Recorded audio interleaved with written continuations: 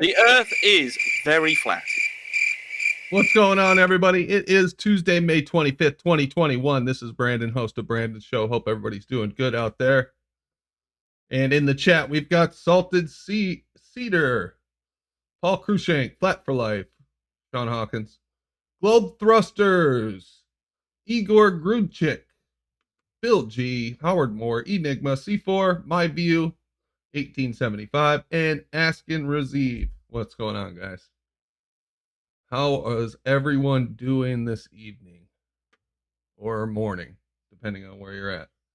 Bill says, sounds good. Thank you, sir. Thank you very much. What do we got planned for today? Well, the usual, and we've got a couple of stories to go over, including this one, which we didn't really talk about yesterday, which was new theory throws out Einstein's theory of general relativity. And then I want to go over some of the Glober's greatest hits this year, just to remind everybody of some of the things that we've seen. Hopefully I can get the panel involved in that and get their favorites out of them. But we've had some good stuff come across the show the last 6 months, so I thought it was time to remind ourselves of some of the good things that have happened. So, let's go. Let's get into Discord.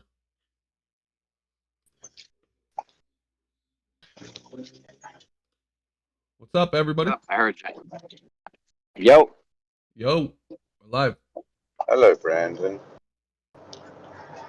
Hey, we got Car in Kentucky, Jeremy, Enigma, FE, Globe Thrusters, and Geo. What's going on? How you guys doing? Good. How you doing?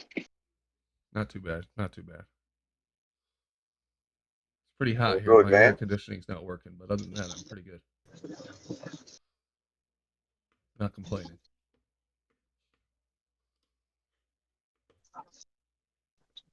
Anyway, so I thought tonight we'd go over some things that have happened this year, some of the Glober's greatest hits, and just remind everybody of some things that have taken place, just in case anybody's forgetting about some of the great things that have taken place the last 6 months.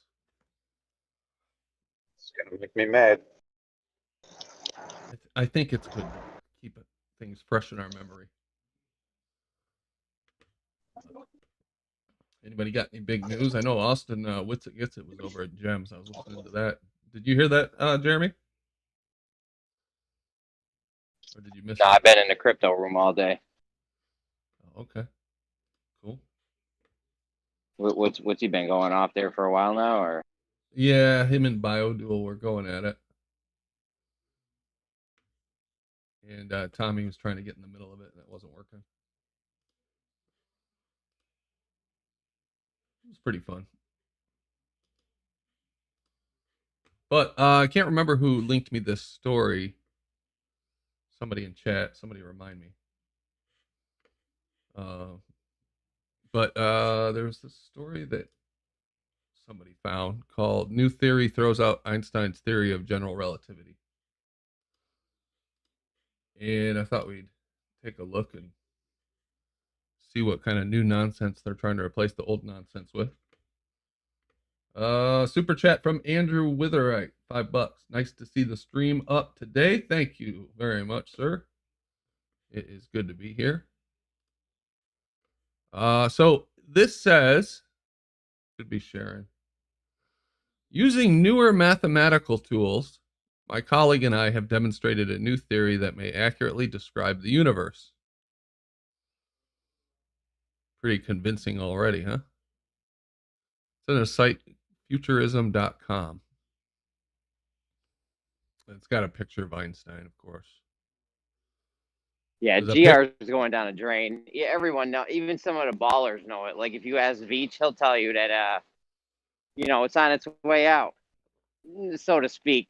They just say, well, they're adding on to it, not changing the whole dynamics of it, like the speed of gravity or the dimensionality that it happens in, but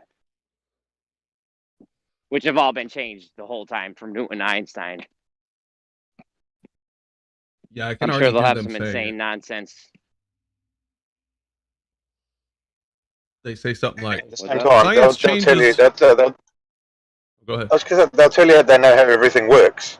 I had this conversation 2 or 3 days ago with, I don't know who it was, Bio or some. We know how everything works, but then they change everything that fundamentally changes how everything works, even though they knew how everything worked. The lies just do my head in. It really does.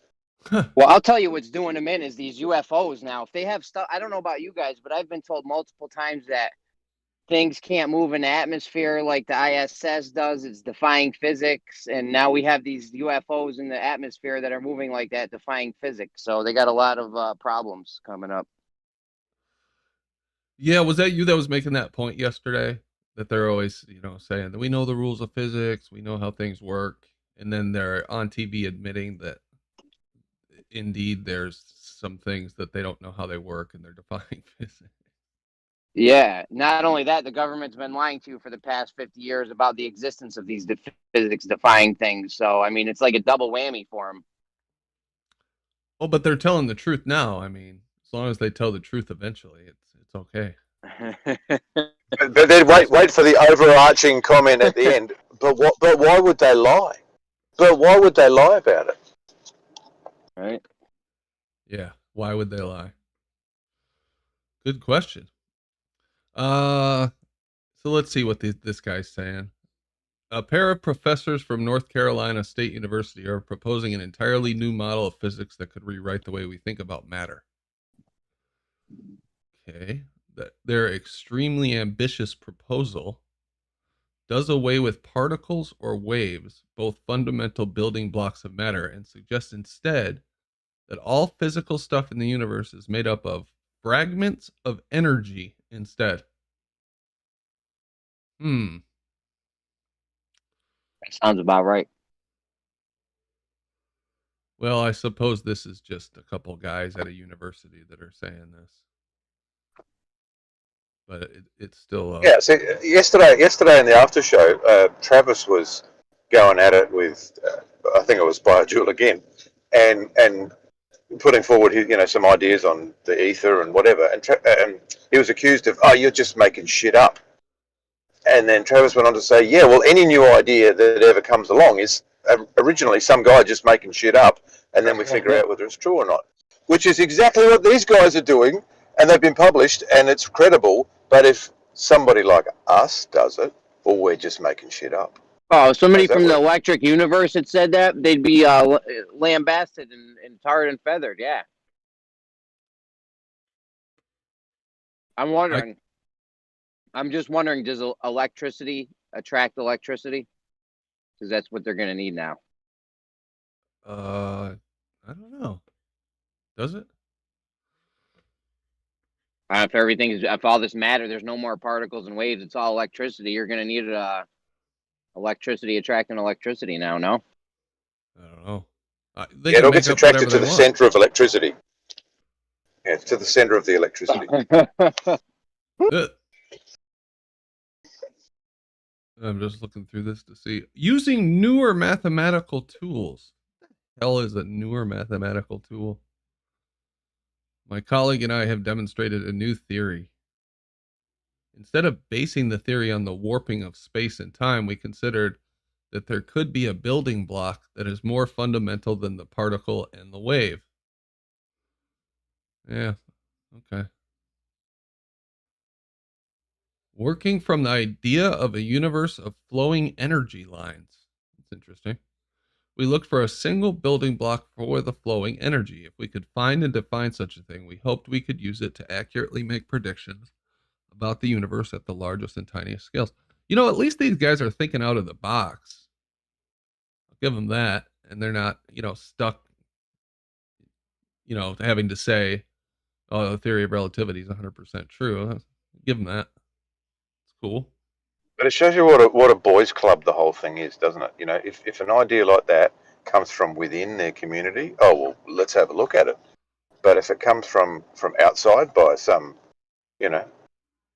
crazy guy who drives a truck for a living or, creates meat pies for a living, well, then he's delusional and a science denier and all the other things in the world.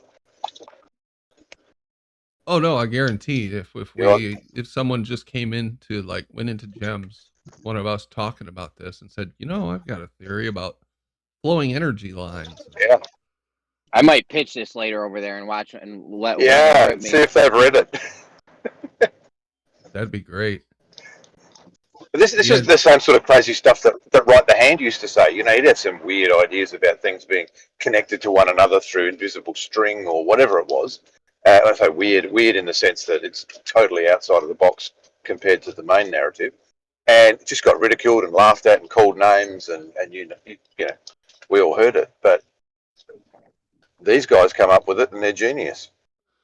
What's funny too is their origin stories for all of their, modern science all stems from people who came up with bold ideas and were ridiculed and called crazy and imprisoned in their house and couldn't publish their work and whatnot.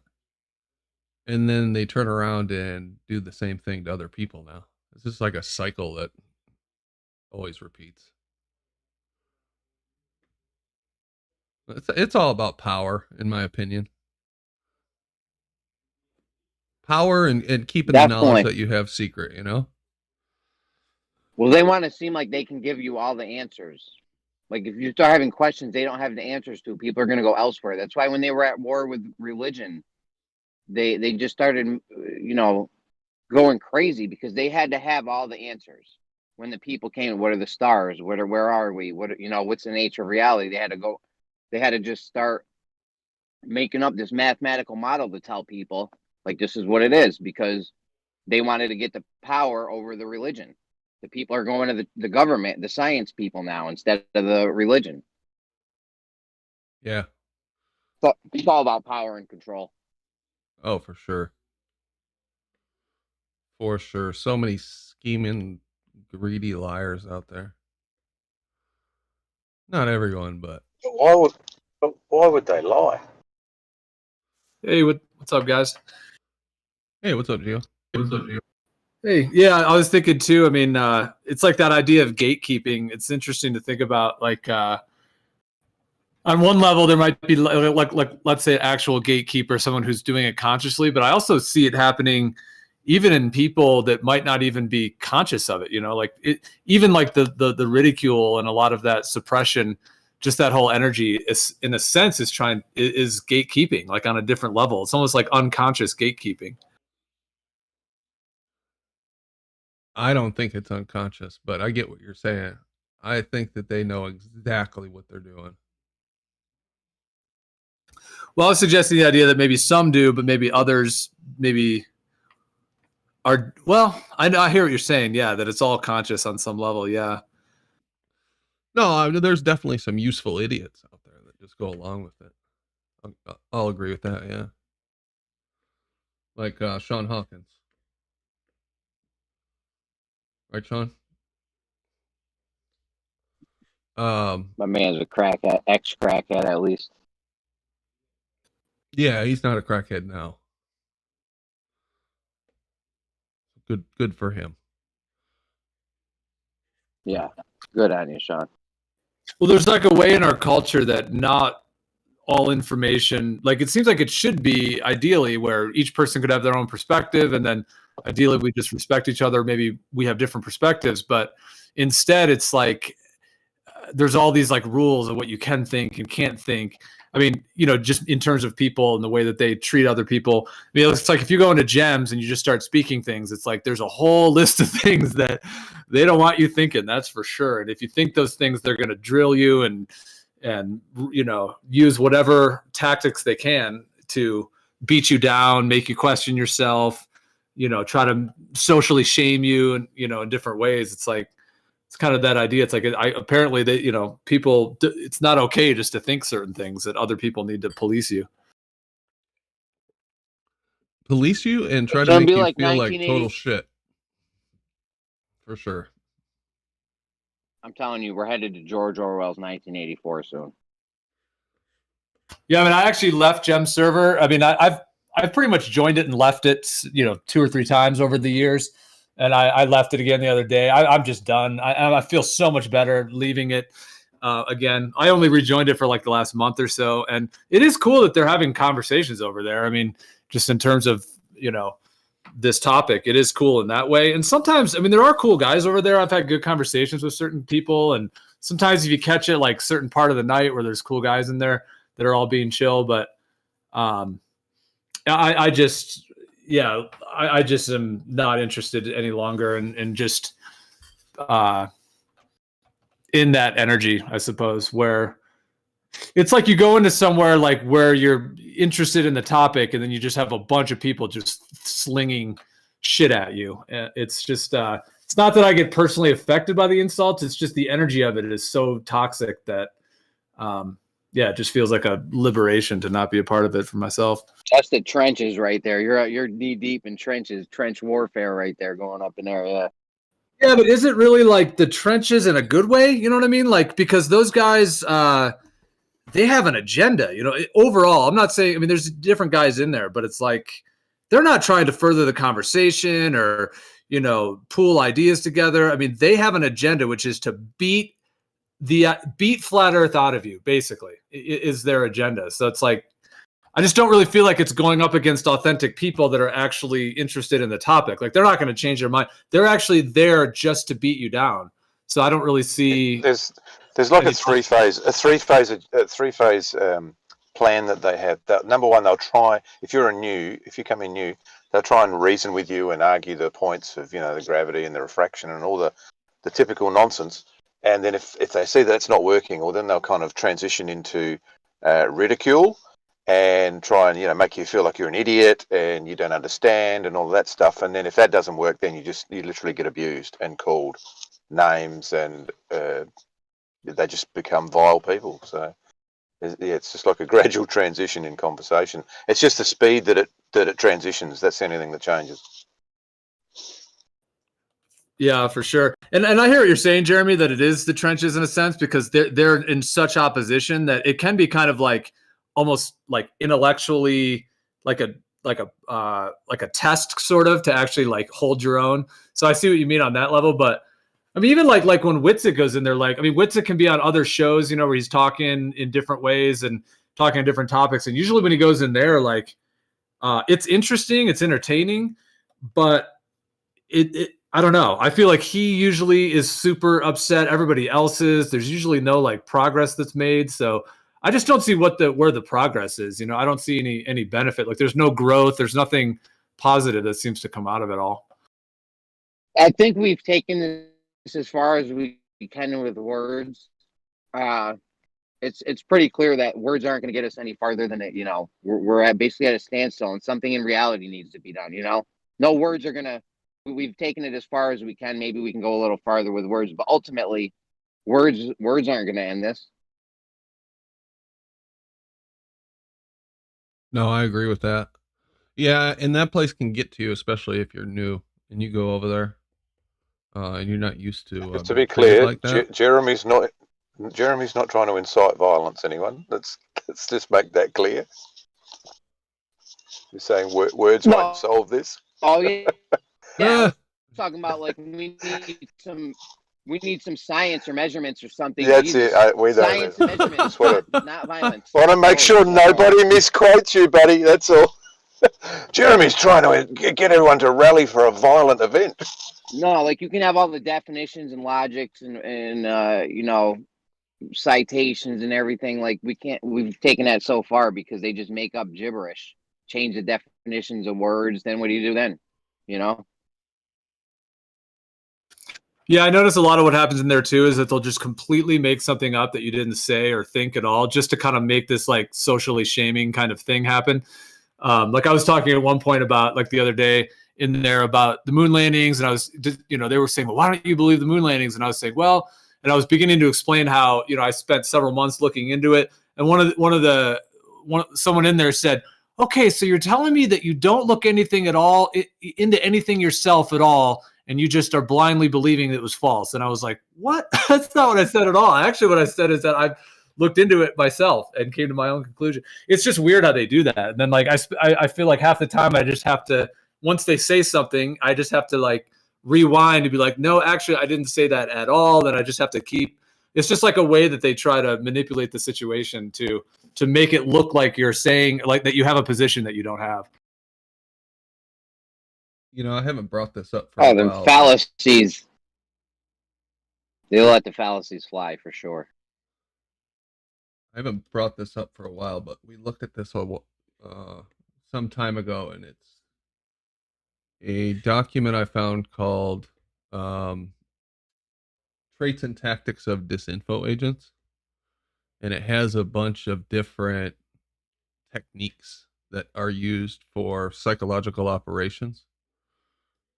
Specifically, stuff like joining groups and trying to cause turmoil within them, trying to discourage Controlled people from joining opposition. them, all that stuff. Yep. And Yeah, I Controlled remember opposition, yeah. if it's the one I think you went over, like it was a while back, many months ago, but I remember you went over it in detail. If that's the same one you were talking about. yeah. And we You just join see a this. group, you climb the ranks. You climb the ranks slowly, and then you cause turmoil from within. You see where they're vulnerable, where their weak spots are, how they can pit one another pit people against each other, shit like that. Did Ranty write that book? No. Yeah. But yeah, if you read through this, it's just like, wow, this stuff happens all the time. Trying to, emotionally charge the situation, making false accusation, trying to get you to spend your energy on things that don't matter. Just ridiculous. Become incredulous and indignant. Avoid discussing key issues and instead focus on side issues, which can be used to show the topic as being critical of some otherwise sacrosanct group or theme. The red herrings, yeah. Obfuscation. Red herrings, yeah. Rumors. There's rumors told about me all the time. When I first came around, they accused me of stolen valor. I've been accused of buying this show from Ranty. Just all kinds of stupid shit. Sean Hawkins. Yeah, it's almost like they have a file. Go ahead. No, that's okay. I was just going to say that Sean Hawkins has been telling the same story about me in a EQ mount for years. It's the same shit. Go ahead, Gio. Yeah. No, I was just gonna say that it's almost like they have a file on each person. Like there was at one point where I was saying that I'm pretty sensitive to Wi-Fi. Like I can usually sense when Wi-Fi is on. I always try to have like no Wi-Fi at my house. I plug my computer in with a cable because I feel like I sleep better, like less brain fog. I just feel way better when there's no Wi-Fi in the house. And I mentioned that at one point that I'm actually sensitive enough to it to where like if I walk into a house and there is Wi-Fi, I can usually sense, oh yeah, there's Wi-Fi in here. And then if the Wi-Fi is off or whatever, I can tell when it's off. And I mentioned that at one point in Gems, and then now that's like on their little file for me. So every time there's always someone in there, saying something. Oh, I bet Gio's just tuning into the Wi-Fi. Some insult or whatever. So it's like they just have a file on you, and whatever you say, they kind of keep that locked and loaded, so that when you go in there, they can just type those things and say those things. I wanted to say though, you killed him on that EQ mount shit so bad. QE even pulled it as a numpty clip. Oh, really?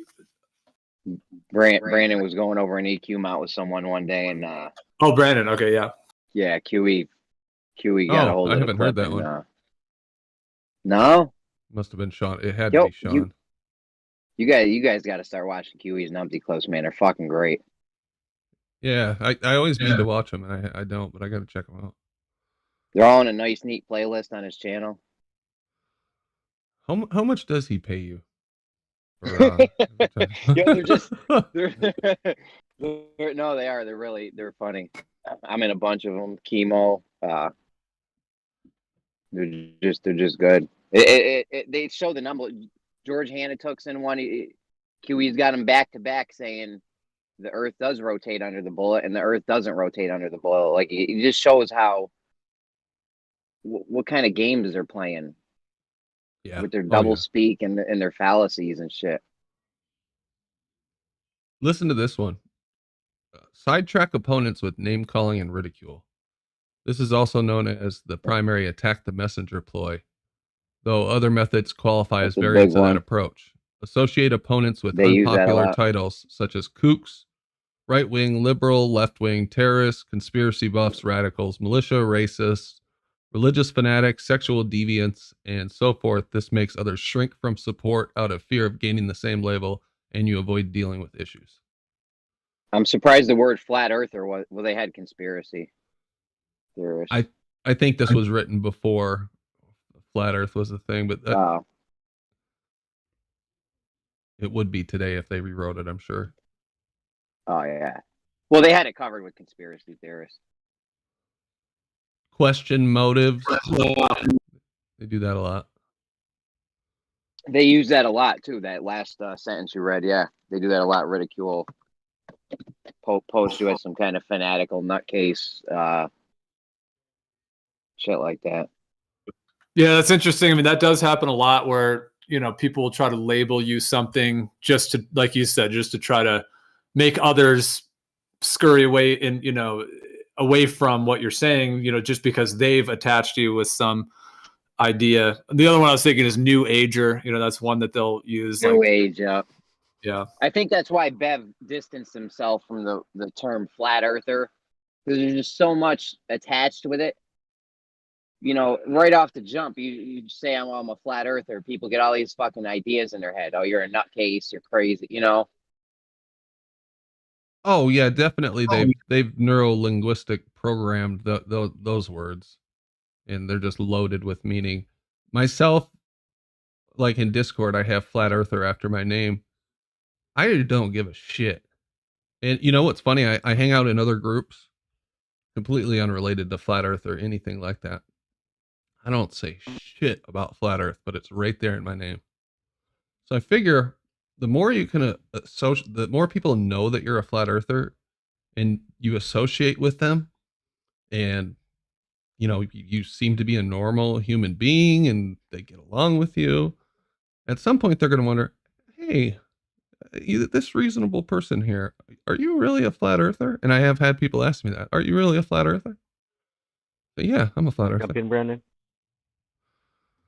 Yeah. That mine's a little bit more subtle. It's on the level. People Yeah, I mean, that term what does on the level mean?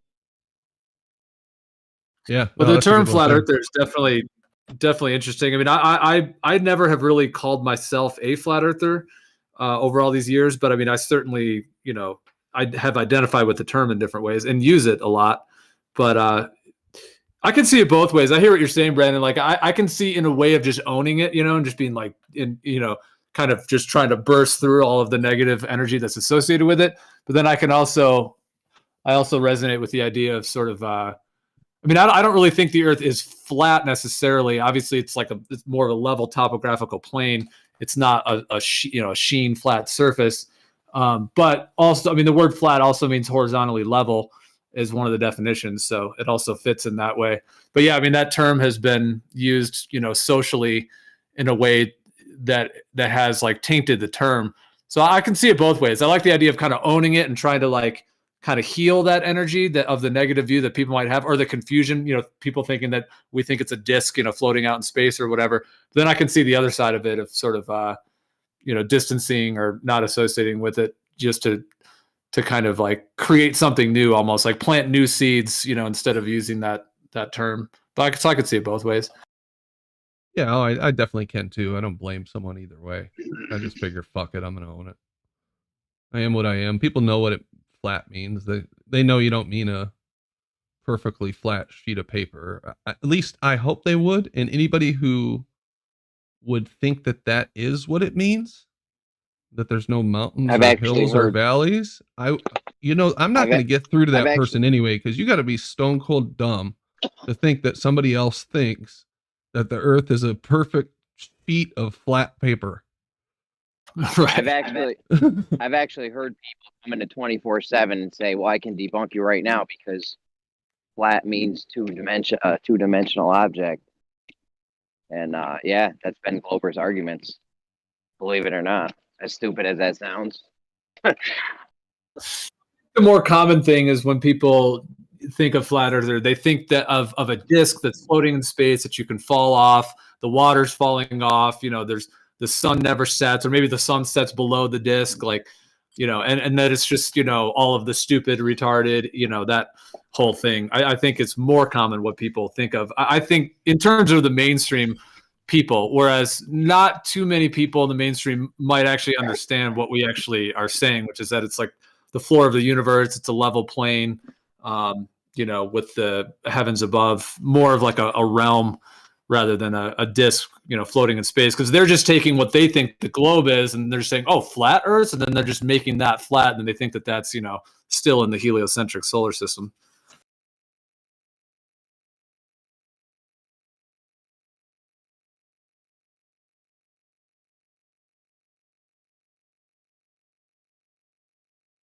I mean, yeah, they literally laughed that guy out of the server though that came trying to argue about the two-dimensionality of flat. Well, I've heard people come into that server and say that, yeah, whether they're trolling or whether they actually think that, yeah.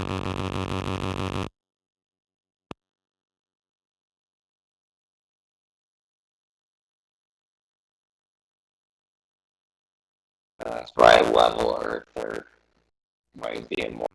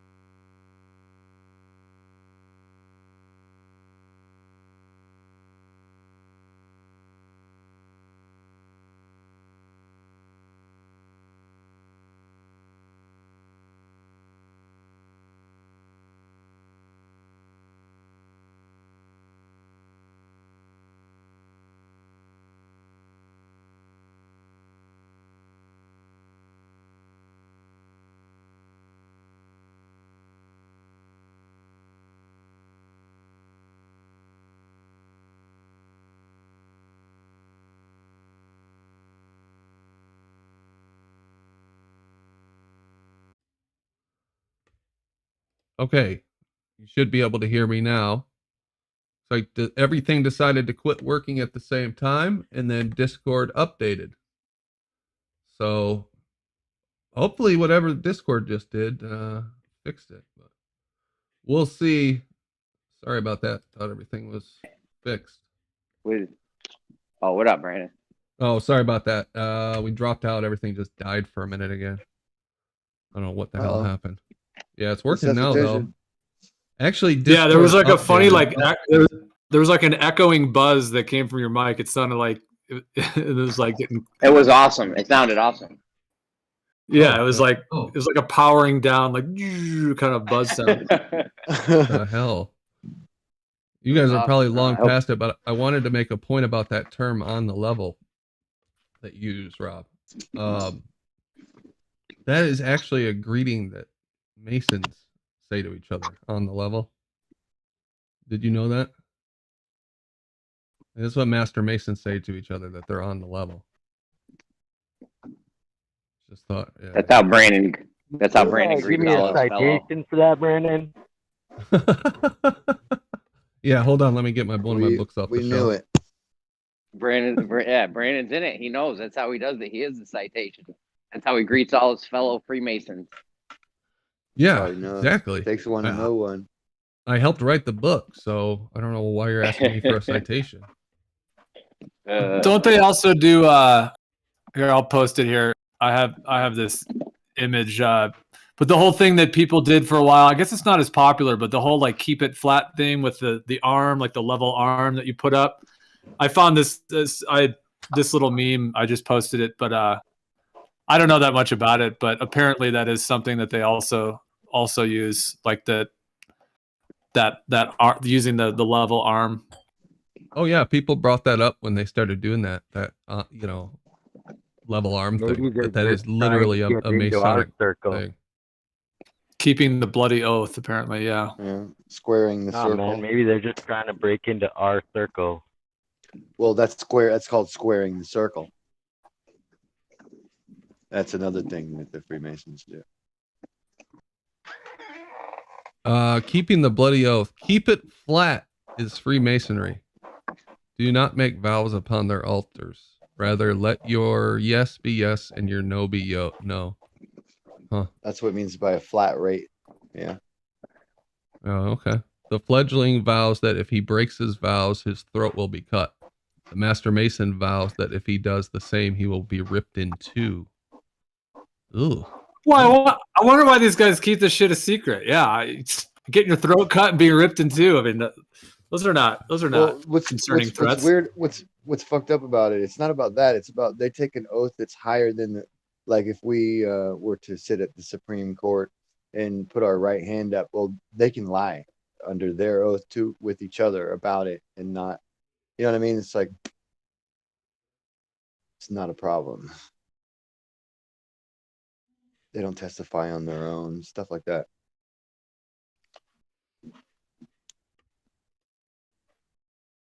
I just think it's funny that everyone's like, well, how could they all keep a secret? It's like level I mean, of I don't think you even know anything important until you're very, very high ranked. Like my dentist is a Freemason. Also, the guy that came and surveyed my house, my property line, he was also a Freemason. So I mean, these guys don't know shit. I think they use it more as like a tool for business contacts and shit like that. Like they're not going to tell anyone. They're not going to tell anyone anything critical unless that's on a need to know basis. You know what I'm saying? Right. It's just at this point, it's like a club for old men. Now. Well, the way I understand it is there's like a civilian sort of like residential level of Freemasonry, which is like, yeah, like you can just go to your local thing and you can, go through whatever. Pay your dues.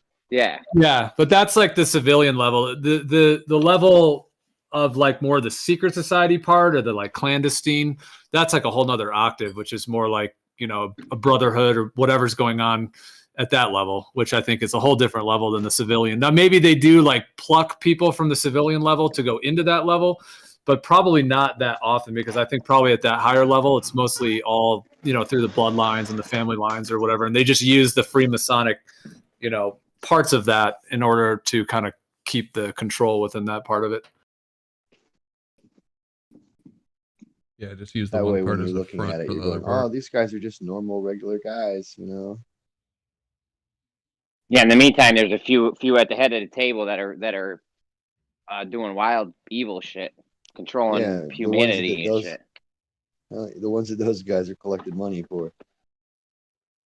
Yeah, they pay their dues. That's my dentist. He's like, I'm not. I was like, so you don't know all the secrets then, right? He's like, I just pay my dues and monthly dues, and that's it. He's not even involved like that. Like, yeah, what Gio said is probably correct. There's probably a civilian level, and then the secret. They're not gonna tell you the secrets unless you're part of the super elite and shit.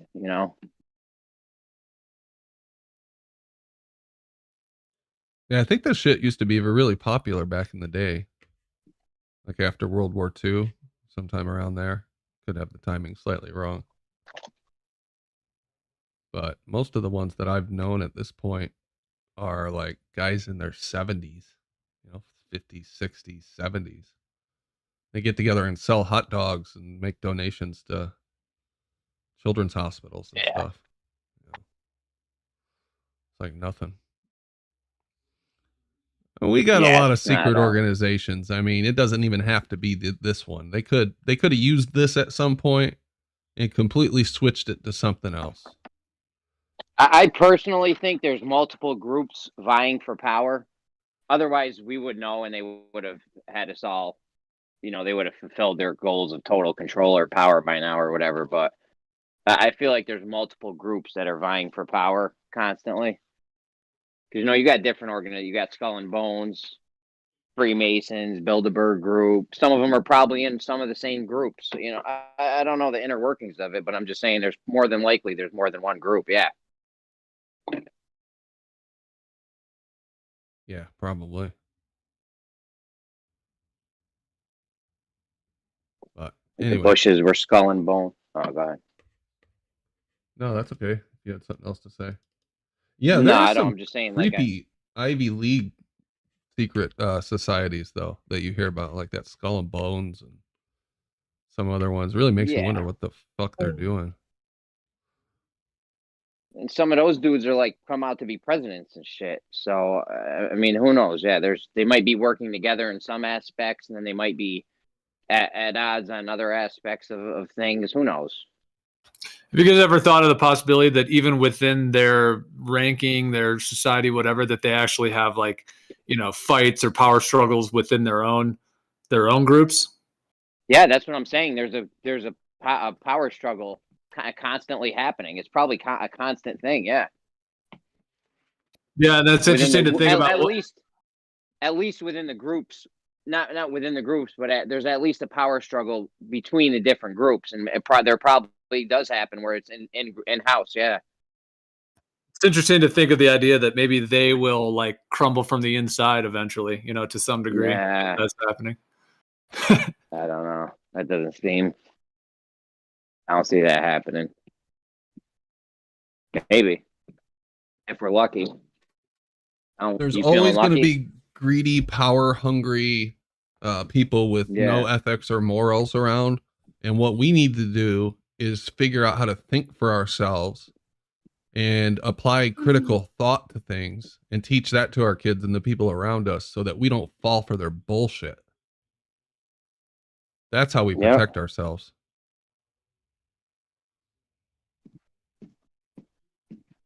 Just my opinion.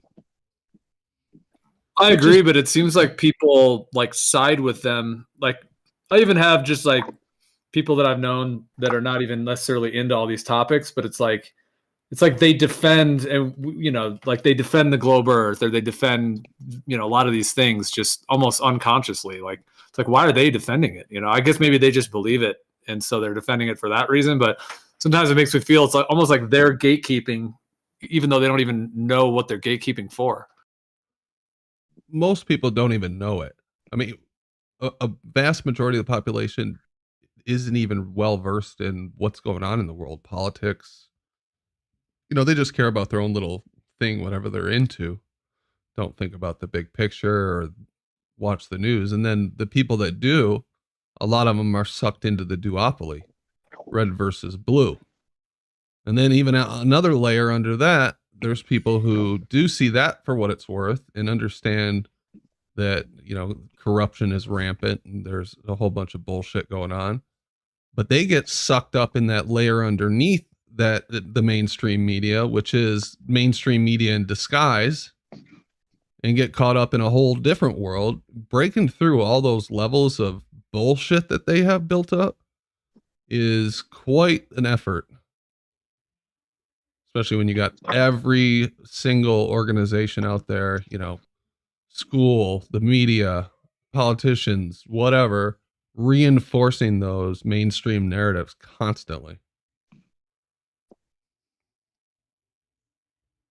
It's not easy. It's like denying your whole culture, really.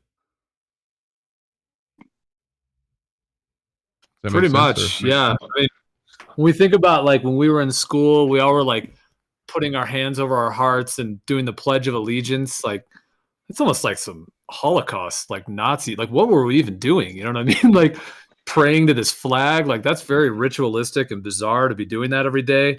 Like pledging allegiance to, you know, your overlords, your authority.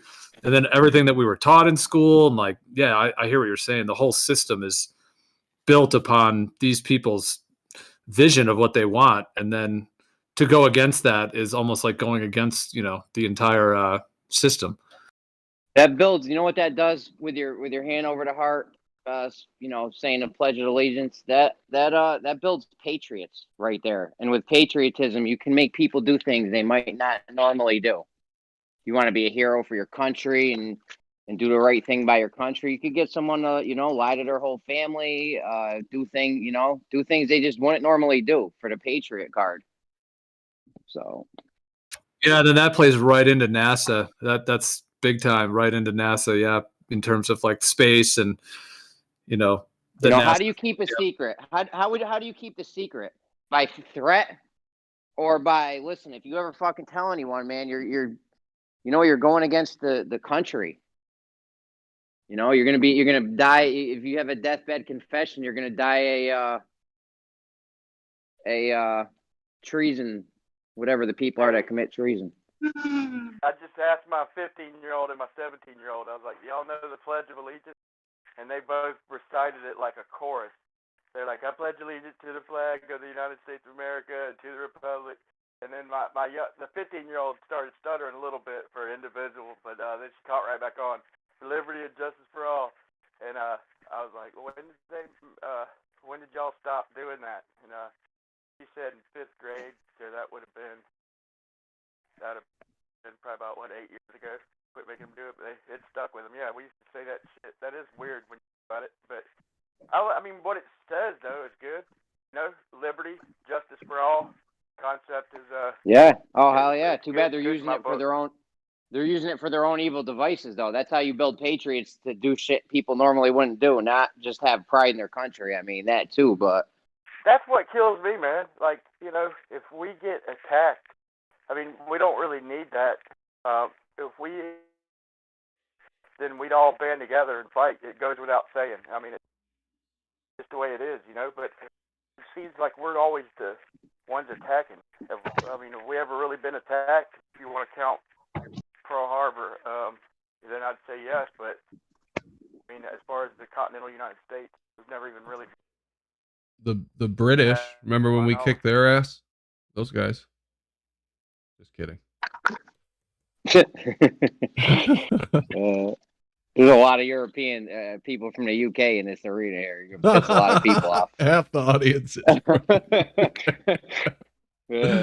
Oh, they don't give a shit. But we're basically everybody, though. So it's like saying the British attack. It's like saying we attack ourselves. French, Spanish. We're everybody, basically. Yeah, that's true. Yeah, they break us down, cordon us off into these little groups, and then subdivide us within our own countries into counties and manageable population sizes, just like you would a giant herd. Yeah, you got to keep you got to keep your shit manageable. Like, if you owned a slave, let's say you owned a slave trade in ancient Rome or something, you're never going to have too many slaves on the thing than you could control. You need guards, chains. You're never going to have more slaves than the guards needed to hold them. And that's why, like, you see the Georgia Guidestones is telling them, like, they're like, yo, you need to get the population. What is it, 500,000 they got on there? Yeah, 500,000. Yeah, that's not a big number. Low. But look, man, they ask like, who's they? Me personally, I don't think there's that many they, but there is definitely the they out there. They ask who, like, they act like they don't even exist. And it's like you see somebody come and say, I mean, this is kind of a crude example, but say Seth Curry coming out and on a podcast with his buddies and talking about questioning the moon landing. Then he has to come out and say, oh, I was just kidding or something like that. Like, that's the day. The son of a bitch. Oh, they made Shaq do it. They made Shaq do it. They made Kyrie. So try and find out who made them retract their opinion. So they had an opinion, and they weren't allowed to have that opinion. So find out who the people are who won't let famous people have opinions out loud. You never, Yeah. but you Yeah, never but hear it's about not like the you famous never, people you hear are about meeting. Steph Curry, but you never hear about the people who made them retract Yeah, their but statement. the people that made him retract aren't the elite controlling motherfuckers or some Kaiser Soze lawyer. You know what I'm Yeah, saying? they're the people. They're the spokesman for the they, right? You're getting Kaiser those layers, Soze's right? lawyer saying, "Yo, you better fucking switch this up because we can't have this," and they're not meeting the they. Then no one ever meets those people. Dude, there's got to be people who think like us, realistic, up in the ranks, man. There's got to be, man. Not Like many. I just put out a video, and it's 3 minutes long, dude, and it's really all the proof anybody needs to question the reality we've been handed, man. All you got to do is look up and see all these high altitude footage with hot spots, and they try to say reflection. Well, I put up high altitude footage with multiple bodies of water, but only one hot spot. And so if they try and say it's water reflected, then they could shove that, where? You know what I'm saying? It's like you see that, and you see the ground way out in front of you. Like even if you cut it down to 5 miles, which is probably further than that, depending on the clarity of the day. But the Earth, they try and look at the left or right, circle of sight, or whatever you want to call it. Look out in front of you. Is the ground dropping away 50 miles down?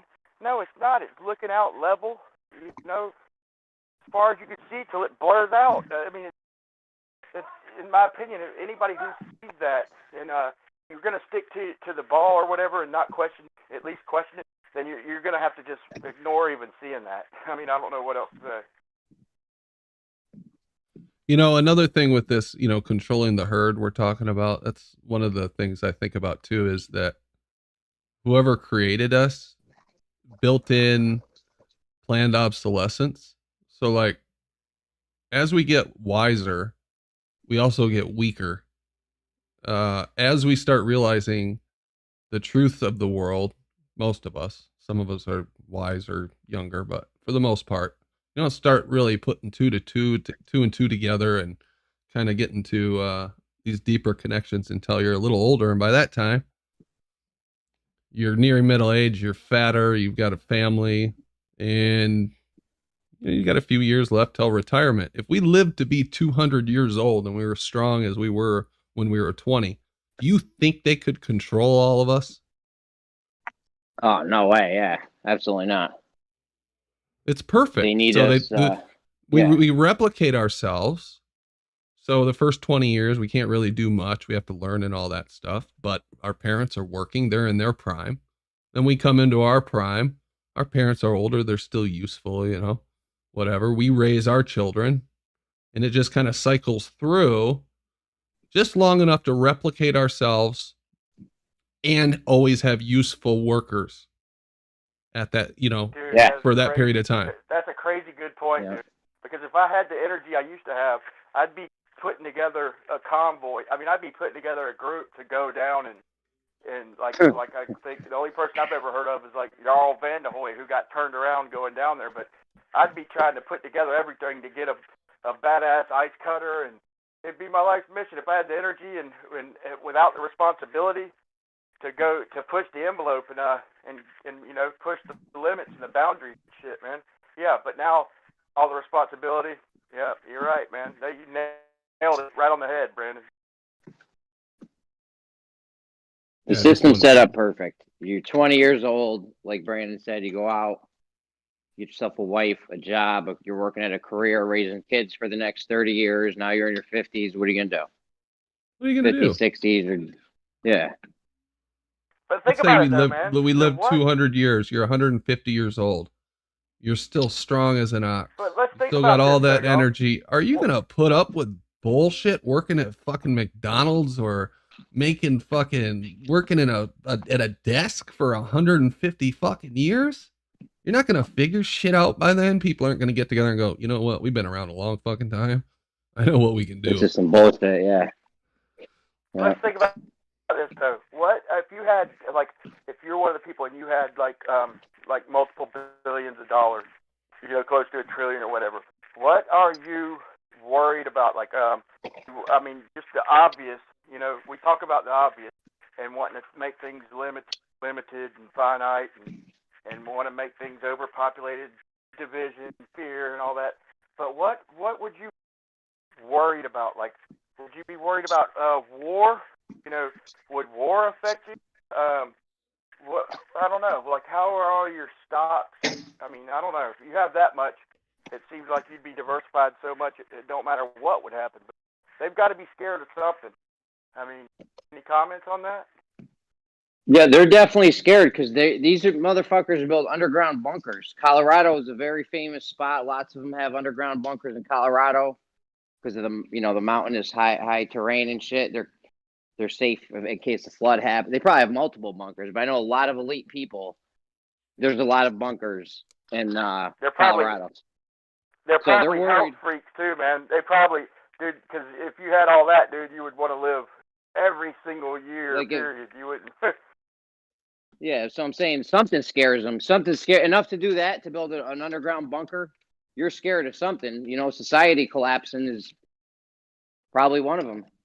Because who knows? Our system is so fragile. Man, we're very highly advanced, but our system is so fragile that one wrong thing could happen and it's over for us. Wow. It's like, what do we think they really hide? Like, say if there was giants and everything. So that, like, the whole not scheme. I don't know why I even said that. But like, they found bones and skulls and like the Smithsonian hides them and stuff. I'm not sure. I mean, I really have no reason to deny that after seeing some of the evidence. So I consider it. I like to consider everything, but not take it all to heart. But it's like, it seems like, man, Brian Austin Lambert, that guy who talks about the plasma and all that, man, he might have been onto something, man, because it's like history. I mean, think about it. It's like the Dark Ages and shit, like right before, or think of right before the 1700s, before all this, you know. It's like, dude, people, in my opinion, were never stupid. We were never in caves. That's fucking retarded. You go back to way past, I mean, you go way past us crossing, and you had supposedly like Vikings, and before that, mining the ore in Canada for bronze, to make bronze and shit like that. It's like, yeah, here, I'll tell you what happened. Wiped out. I'll tell you what happened, yeah, bro. Humans were advanced one day, and then we got bottlenecked, be it some kind of natural disaster on Earth or something. You know, the ice could have been the ice caps melting. If sea levels went up 200-300 feet now, we'd be done for if it happened fast enough. The point is, humans got bottlenecked at one point. There's a lot of evidence for it. Göbekli Tepe, pre-ice age. I'm with you on that, but if you do the math, man, he did a video, and if you do the math, it couldn't have been back. It had to have happened since then, Jeremy. Something's had to have happened, man, because if you do the math and like the doubling rate of humans, it'd be in the freaking zigadillions if we started with Adam and Eve and just. I've seen that like too. I've done that calculation too, and that is interesting. Yeah. Darren did something like that with it. Even being moderate, man, that puts us back with just a small group around 1,700 or so, and that's pushing it, man. And it's like, it seems like they're, you know, with the stars falling from the sky, it's like they think that when they try and put us as cavemen back in the day, that's ridiculous. Dude, look, like I've said this before, but the first thing to go would be metal. Like all the things that are out in my backyard, kind of a corner of the backyard I kind of quit paying attention to for a while. And they act like rubber or plastic going to be there forever. Dude, there's bottles, milk jugs that are just crumbled to nothing, dude, within a couple years, man. And rocks that were buried in the ground just disintegrating. But the first thing to go is the metal. So all the metal and all the technology and all the built shit, that's the first thing to go. That shit rusts into the ground within a year, dude. It's gone. The first civilization, I don't know. The first recorded civilization came right out the woodwork and had literally everything. Everything. They had math, language, animal husbandry, just all kinds of stuff. We came right out of the gate with every civilization, just everything. So, I mean, their story doesn't make sense from the jump. So. Yeah, it doesn't. It doesn't, man. And to me, man, it's probably very reoccurring, man. and there probably is a group. Now I heard that him and Mia were murdered, man, and I can't really find much on it, man. But he was talking about stick it rulers, or shove it rulers, and just exposing them for just using a lot of common sense and a lot of history and putting. To me, man, even if he wasn't right on everything, man, he's spot on just applying common sense in the history we do know of different types of people converging, and the common error. He just took the common out of every every writing and put them together, man. And I don't know. Anybody hear about him? Did he really get murdered? They get murdered or what? I don't know, but they got Göbekli Tepe carbon dated at, I think 11 or 12,000 BC or 12,000 years ago or something. And they only got ancient Sumeria at like 6,000, I think it is, BC. So you've got these people that were building megalithic structures on Earth, but somehow all this Sumerian shit didn't come till thousands of years after that. It doesn't, their story makes literally no sense. Shit that our cranes can't even lift to this day. We don't even have cranes that can lift some of the shit that they built. And then besides that, like, just looking at recent times, you look at the patent shit. It's like, dude, how far does the patent office even go back? You got in the late 1800s, you got patents for all these batteries. I was looking into that for battery technology that we've just kind of wrote off and shit, man. And it's like these patents. So why did they need so many batteries? Why was it so big? Why did they have all these patents and batteries? Because there's power, man. The better battery you got, the more power you got. That's huge. Because if you go back to those megalithic things you're talking about, Jeremy, the pyramids and Stonehenge and all of those other things, and Brian, not only the ability to lift those great big blocks, which we all still scratch our heads, but the mathematical precision that those things were built with, and the astronomical precision where certain windows line up with stars on equinox and solstice perfectly every single year. And these are, cave dwellers who ran around with clubs and wearing bear skins. I mean, it's laughable. Our history is completely corrupted, and you just don't believe it, because what they tell you makes no sense at all. Absolutely. Dude, on top of that, you got Göbekli Tepe. The carvings on it, this is before the ancient Sumerians. The carvings on Göbekli Tepe are in high relief. That's not like some caveman crawled out of a cave, put some stones together, and just started chiseling stuff in a rock. That's some fine craftsmanship. Like, we just realized that something round would fucking roll. Dude, that's fucking retarded, dude. And the thing is, as long as there's food, and when you know how to grow food and all that, then there's boredom, because you're full and you got energy and plenty to do. And we've got, people got ideas. But think about, dude, I just seen a thing about the anti-Katera mechanism. Shout out to SC Montreal. He brings it up a lot. I just watched the whole thing on that, and they try and stick to that with their ball. But it was I think it was concentric circles, maybe, or another guy who mentioned the 19-year cycle. I was thinking it was like 18, but there's a few different cycles, and it is like 19 years for the one cycle.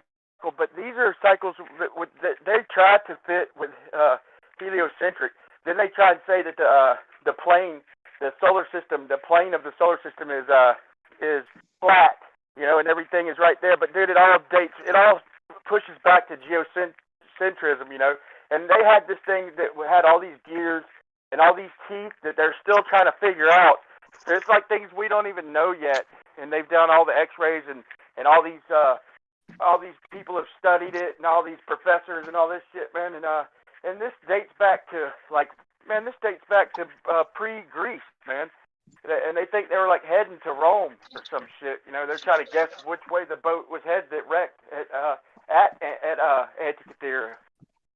It goes so deep, man. But the point is, and here's another thing. Here's another thing, right? We're never butt scratchers, fucking, or knee scratchers. Yeah, exactly. Here's another thing. Just consider this. Here's something that we just take for granted every day and never think about: metallurgy.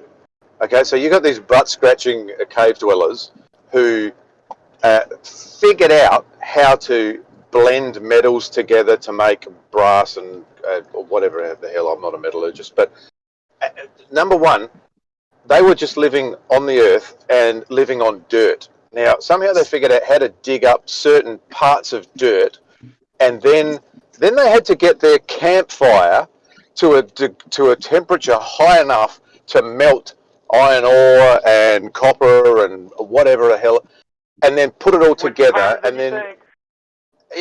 Yeah, look, so these guys who were just chasing, buffaloes around in a field, out of boredom, what they dug down deep enough to find the right ore, and then worked out how to melt it. What would make them want to melt dirt in fire? Do you know what I mean? Like, yeah, I know the chemistry of it, dude. The chemistry of it, the alchemy and the chemistry of it. We just think these primitives just figured this out randomly. It makes no sense, so guys. Funny you said that, man. Listen to this, man. Last night I'm trying to melt copper, and I got one of the video with talking about the jet propulsion or the rockets in a vacuum. I got this mega torch made for the roofing and shit, blasting, dude, like a rocket. And I got a blow dryer, with a super speed blow dryer with a pipe blowing into a freaking propane tank forge, trying to melt this copper, dude. I'm barely able to even melt this. I was thinking, what did they have to melt this shit, dude? I've got all this technology and this torch, man, that's blasting out heat. It's like a couple thousand degrees without even putting air on it. And then I got a blow campfire, man. They had a campfire. Come on. Melting this shit, dude. Campfire, yeah, right? Yeah, a couple of sticks and a log. That's all you need.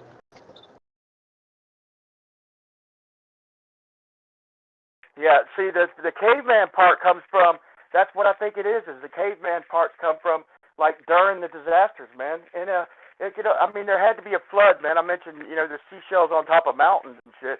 So it's either the ground coming up or the water coming up. I've got no reason to deny the flood. But still, I've mentioned this before. I'll just reinforce you. that, man. Yeah, Brian, I'll reinforce you this. I was in Rome a few years ago, and along the main road in the middle of Rome, they're digging up ancient Rome. Like, there's all these archaeological digs happening in Rome, like in the city of Rome. Now, how do you end up with a city on top of a city? Like, how would you end up on New York being dug out from underneath New York? Like, what? Where people are living there, thousands, hundreds of thousands, millions of people are living day to day. How does that city end up underneath the dirt with other city built on top of it? Man. I mean, in your neighborhood, if they're going to build a house where another house was, they knock down the old house and then they just build a new house. So how do we end up with digging an old city out from underneath a new city when people have always lived there? It's not. When I go to do driveways and stuff, man, it seems like the yards build up higher than the driveway slowly, but not nowhere fast enough to justify, the building on top of shit, But the capping is always so much easier in construction, dude. You cap over the old shit, But yeah, as far as that goes, that's a hard way to explain. But it just seems to me like the caveman part came from like during the disasters, like the people who were lucky enough to be able to get to caves like that. There likely is a reoccurring catastrophe, man, that is being kept from us. Because think about this: what I was getting at is, if you had all that money, okay, you would pass down that information, and you'd pass it down very carefully to you and yours, and you would this is information that if it got out, then you would have no advantage over everybody, and then you'd have to tell yourself, you're not being cruel or no shit like that and trying to kill everybody. It's nature, right? It's nature just doing its thing. But you'd be able to pass on information and wealth, and you would never want to be known. Like, it seems like with power, you'd want to be famous. Something inside you, inside all of us would want to be famous and be known and stuff and be loved and shit. But that's not how it works, man. It has to come from a deep understanding of keeping that shit a secret, and that's where the caveman shit comes from. That's a perfect story, man. Is people, being Neanderthals coming out of caves and learning technology. But man, there ain't no way, man. I like talking about it though, man. I feel like there was definitely a cataclysmic event that bottlenecked humans in the past. There's just a shit ton of evidence for it, on a massive scale. Not even a small scale. Look at America. America got wiped out by the melting of the last glacier. They say there's definitely a lot of evidence that there was some huge cataclysmic flooding in the Americas, in parts in Europe, all throughout the world that could have just took humanity down a notch. Yep. Yeah, with those Yesterday, maps with California. One more. Yeah, go ahead, man. I was just gonna say all those old maps with California was completely underwater and all those. I was talking about like what you're talking the about? scab lands. I was talking about like the scab lands I think they're in the Midwest. They're down But south. yeah, I or mean, you something. saw those. Before we get off subject, man, let me say one more thing before we get off subject. Dude, I had my multimeter yesterday, man, and I make batteries and shit, right? This is before we get off subject, dude, and I'll give you the floor. But I make batteries out of different compounds and shit, and I had my multimeter hooked up, and I sit there and I took and I had a piece of copper wire around my cathode, the black lead to the multimeter, and I'm sitting there and I put the positive lead, the red one, to my battery bank, and I'm getting like 6 volts from a 12-volt battery bank. I'm reading 6 volts to this multimeter, and then I put it close to the copper wire, and it starts going down to 0. I touch the copper wire, it zeroes out, and then I put it in the air, and I start getting like 2 volts just from sticking the fucking lead in the air. And then I put it to an old battery, and I get like 4 volts. It's like, dude, there's so much shit we don't know. It's just, I don't know, man. There's Well, yeah, I mean, Brandon just read off the thing where they're doing away with particles and waves now, and everything's energy. So you stick your multimeter in there, you should, theoretically get some fucking reading off it because it's all energy up there. I tied a copper wire to weather balloons, right? I mean, not weather balloons, but just regular party balloons. I had like 4 or 5 of them. I tied together, and I got tangled up, dude. So I didn't go near as high as I wanted to. So it pissed me off. But I got my multimeter. This was a long time ago, and it was burnt out. But I had a rod going into the ground, so I had the negative hooked to I had it hooked to a headlight. I wish I'd have used a smaller lamp because I only got it up a couple 100 feet, but so it wouldn't light the headlight, like just the bulb part. But I've hooked the multimeter up to it, and I got volts, and I got resistance, which means I was getting current. But the current part of my meter was blown from the fuse. But like I said, it had resistance, and it had I don't know if anybody follows my videos, Jeremy. I know you don't, but I showed how to make the hydrogen balloons. I showed how to make how to Just store calling you out, Jeremy. You're just a shit friend, man. I'm joking with him, but I showed how to store hydrogen real easy and cheap, man. So how to make these balloons real easy and cheap. So I'm thinking about unspooling one of these copper coils and sending it back up, but further. And well, for some reason, doing that, making a video, man. For some reason, the Globers deny the 100 volts per meter in the air above us. I don't understand why they deny it. There must be something to it. Obviously, that would fuck their whole paradigm up. But I mean, the smart Globers like Feynman knew it. A lot of them wouldn't disagree. Just the people in the trenches. They have to deny it. They have to parrot what they were taught. If they wasn't taught that, if there's something that says that, and it's a miracle that we get any new discoveries. This is their mainstream science, though. Well, they people on a technicality saying that. Hey, what's up? How you doing? They get people on a technicality saying voltage does not necessarily equal electrical flow. Voltage technically is just the difference between 2 plates before a circuit is completed for the electricity to flow. So they say the potential is there, yes, but electricity may not necessarily flow until the circuit is somehow completed, and then the electricity will flow due to the voltage. You're right, Lemon, but not completely. Cut out. The current is what you're missing. But like I said, I checked for resistance. I couldn't check the current because, so it's static, and until it's flowing, there's no current, and there's no actual power. But I checked for resistance, and if you have resistance and volts, then you do have current. And it's just crazy I've been this long without retesting this, man. But it's like it's a miracle we've gotten anything, man. like as far as any latest technology, because if it goes Well, I against their can't massive even purpose, imagine. they argue against it for no reason. I They parrot can't shit. even imagine the amount of technology that's been suppressed by big businesses. You know, I mean, does Big Oil really want you to have a great battery out there? Does Big Pharma want you to be able to cure yourself naturally with something cheap? You know, does the electrical companies really want you to have 10-pane window insulation and 10-foot thick insulation around your house so you don't have to use that much heat? Like, I don't know. I feel like we're getting suppressed. They really don't want you free. Too much free thinking, that means that you're free and you're out of their control. So they want you to think just enough to be a cog in one of their, wheels. That's it. That's why we have indoctrination centers. AKA But school. Hey, I wanted to bring something up real quick. I got to get off here and take care of a bunch of animals. But has anyone actually gone back and listened to like way back on Nathan Oakley's show? Because I've been hearing a lot I do of it all people. the time, bro. I do it all the time. You must not watch my videos either. No, dude, I got so much shit going on all the time. But anyways, I will. I swear. Will you guys but please anyways, go watch Brian's videos? Thank you. yeah. Sorry. Go Now, ahead.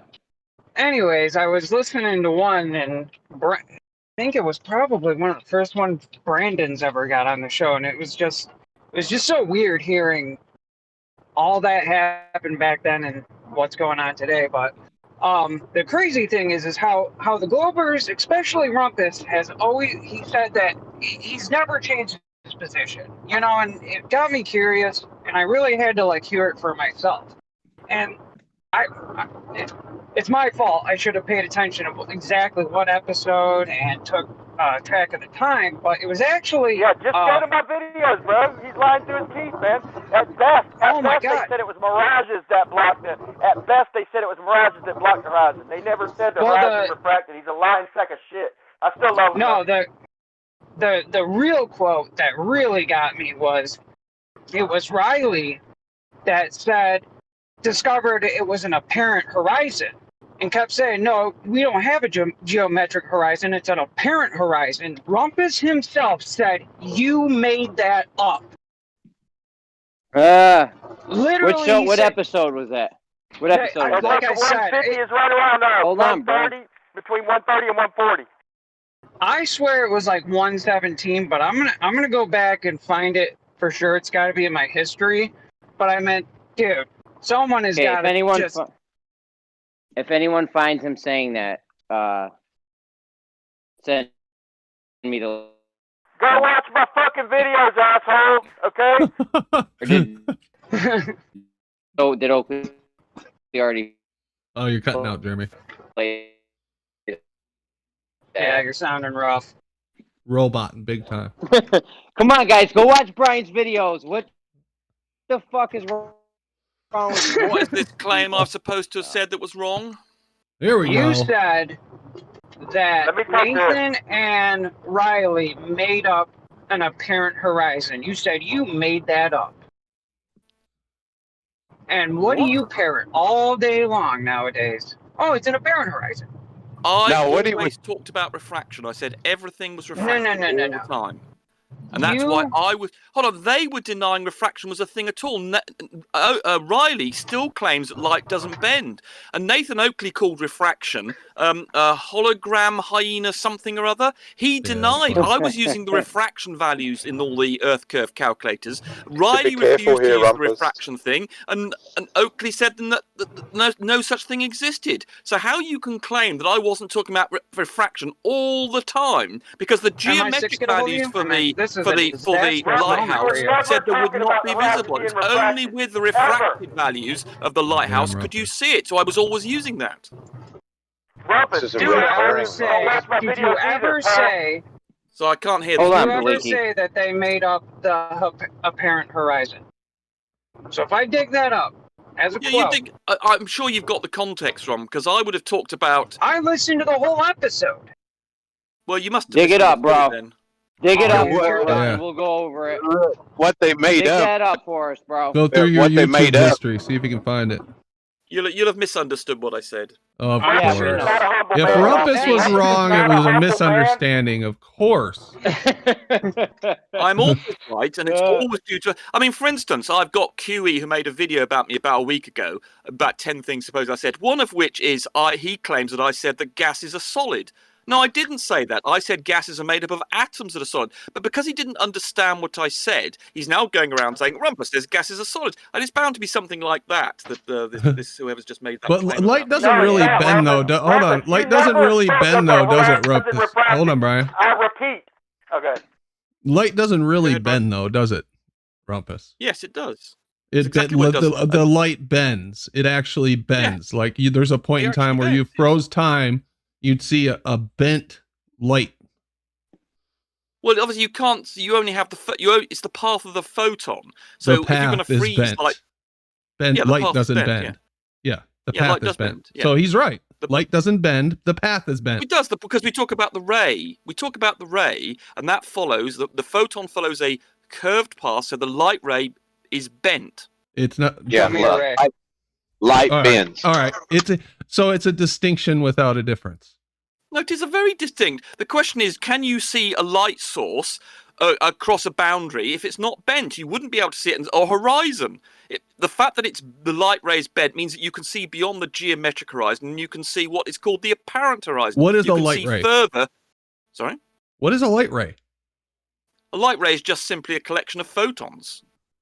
No, there are no light rays. Even your boy Andrew There are. Thomas Young, even your Yeah, boy well, he was Andrew Thomas Young said those light rays are Yeah, well, what he's saying, don't he's exist, saying and they're just a it's not as an mathematical. entity, not as a single entity, because it's basically like a railway line. You can think of it as it's where and you can think of the trains No. as the photons running along this railway line, and we talk about No. the light being the light ray being the path that all those photons take. But any individual photon, you could, it depends what you want to call light. If you call it an individual photon, then but even they are bent. They change direction. Now, but if you're talking about what a ray is a collection of Rumpus? photons. Why if Do you it's think travelling the more- along, if a photon's travelling along, it has a trajectory, a straight line Yeah. path, and then It's not it straight hits line. a denser. So what's it? Okay, so it hits a denser medium. Why does it bend? Like if it's travelling down a train track or in a direction, Well, the if train track I'm is in my bent. car, the train track is bent. Yes, Why is the train track bent? because of refraction, because of the change in density of the medium. Hang on. No, don't just say because. I want to Why not? explain why. If we go from a less dense to a more dense medium, if I'm driving my car in air and then I drive into water, which is a more dense medium, the car doesn't then dig its way into the earth. It doesn't slow down and bend because I've gone into a more dense medium. You're not Why obviously would it familiar with bend? something like Huygens principle. Imagine that you were going along and say the left-hand side of your car was caught some water or something. It would twist the car around. It will pull to the left. Exactly. Yeah, but that's not what we're change the talking about. direction. That is exactly what we're talking about. No, So we're not. that means it is exactly. No, we're not. It's exactly analogous. So that No, means that is What? nonsense. Well, except So That light rays is are cars nonsense. now that are half in Well, one yeah, meaning hang on, and half in Rumpus. another. Let me go with this for a minute. This makes no sense whatsoever. You're talking about now my car has got one half of it in one density of medium and the other half is in a different. We're talking about a photon, which is traveling. I've got a diagram. I can show you a Your diagram. argument is not logical or believable, Okay. Rumpus. If you like, I can spend 2 minutes giving you a demonstration with a Huygens construction. We I've know got a about prepared Huygens diagram. principle. No. But hold on. We had a pen. Hold on. Before we leave this subject, we need to talk about the fact that the whole argument was, where it all started was flat earthers were talking about the horizon was apparent, and they were denying that, and they were talking about the horizon was geometrical, but there was mirages, right? No, the mirage never came up in that. But hold on, let me finish. I'm almost done. Came up on the Isle of Man. So the mirages messed up the horizon and everything, and the flat earthers. No, were that was saying never it's discussed apparent. in Yeah, the Isle of because Man. it came from Riley, right? And Never discussed. And It was never Taboo discussed. conspiracy also, right? We We're never talking discussed about we never discussed dude, mirages. Rumpus, you are so Let done, me finish. dude. I'm almost done, man. I'm almost done, bro. And then and this is before the Black Swan, okay? And you personally were talking about. You said you did one time say everything's refracted, but you never said the horizon, Okay, and I did. pulled that one episode up where you said everything was refracted. Right. You never talked about the horizon being I did. refracted. And then For the Black instance, Swan came out. And Okay, then once the let me Black just- Swan came out, then it switched to where in those Isle where of all Man of a sudden discussions, ballers are talking about in those the Isle horizon of Man is discussions, apparent. in the Isle of Man discussions, I must have said to Nathan Oakley and Anthony Riley about 30 times that even when you just look outside your front door, even the trees a few hundred yards away are refracted. And when I did the a presentation, targets. well, no, The that's targets. everything. You refracted Everything. the targets. You never Yes, refracted the horizon. That's Right, You the even Black said Swan that took the away apparent geometric horizon Okay, That's then how no come you made don't up. argue about That the is the geometric thing. horizon Hold anymore, on, can I bro? just finish?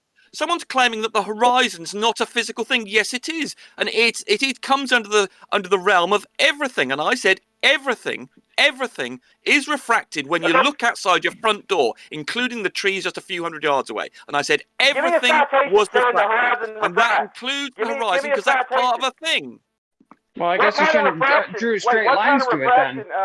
And I specifically refracts the also horizon, include the bro? horizon. I must have That's a said that good about point. 10 Why are you times. drawing straight lines to the horizon then if it's always refracted? Well, I did that as a demonstration because Nathan Oakley was denying refraction was happening at all, but also the subject of the geometric horizon came Hold up. on. And so, Hold well, on a second. let me bloody finish. Hold on. No. You hold hold on. I'm in the middle of a bloody Hold on. answer to your point. You No, guys you digging hold on. yourself I'm up. in the Let middle him of dig. responding. I'm giving a You response said to your some claim, insane and shit. I'm going to try, and I'm going to finish my goddamn sentence. You said some Let I him insane dig drew his own straight hole. lines son of to a bitch. demonstrate the geometric horizon, but I also talked about the refracted condition because I talk constantly about the refracted position of the lighthouse and everything else. Hold on, Brian. We'll see. Brian, hold on a second. We'll see. Can't hear a word Hold you're on. saying, Brian. You're just Brian, we shouting. can't hear anything. You're all muffled. So you're telling me the only time. Quit drawing your straight lines then. Why did he Hold on, quit Brian. drawing straight Didn't lines? understand Brian, a let word me- you said, Brian. Brian, I'm going to say the same thing you're saying. Hold on. So you're telling me the only time you drew a straight line to the horizon was to you were never trying to calculate any kind of hidden thing that should be hidden behind it at all?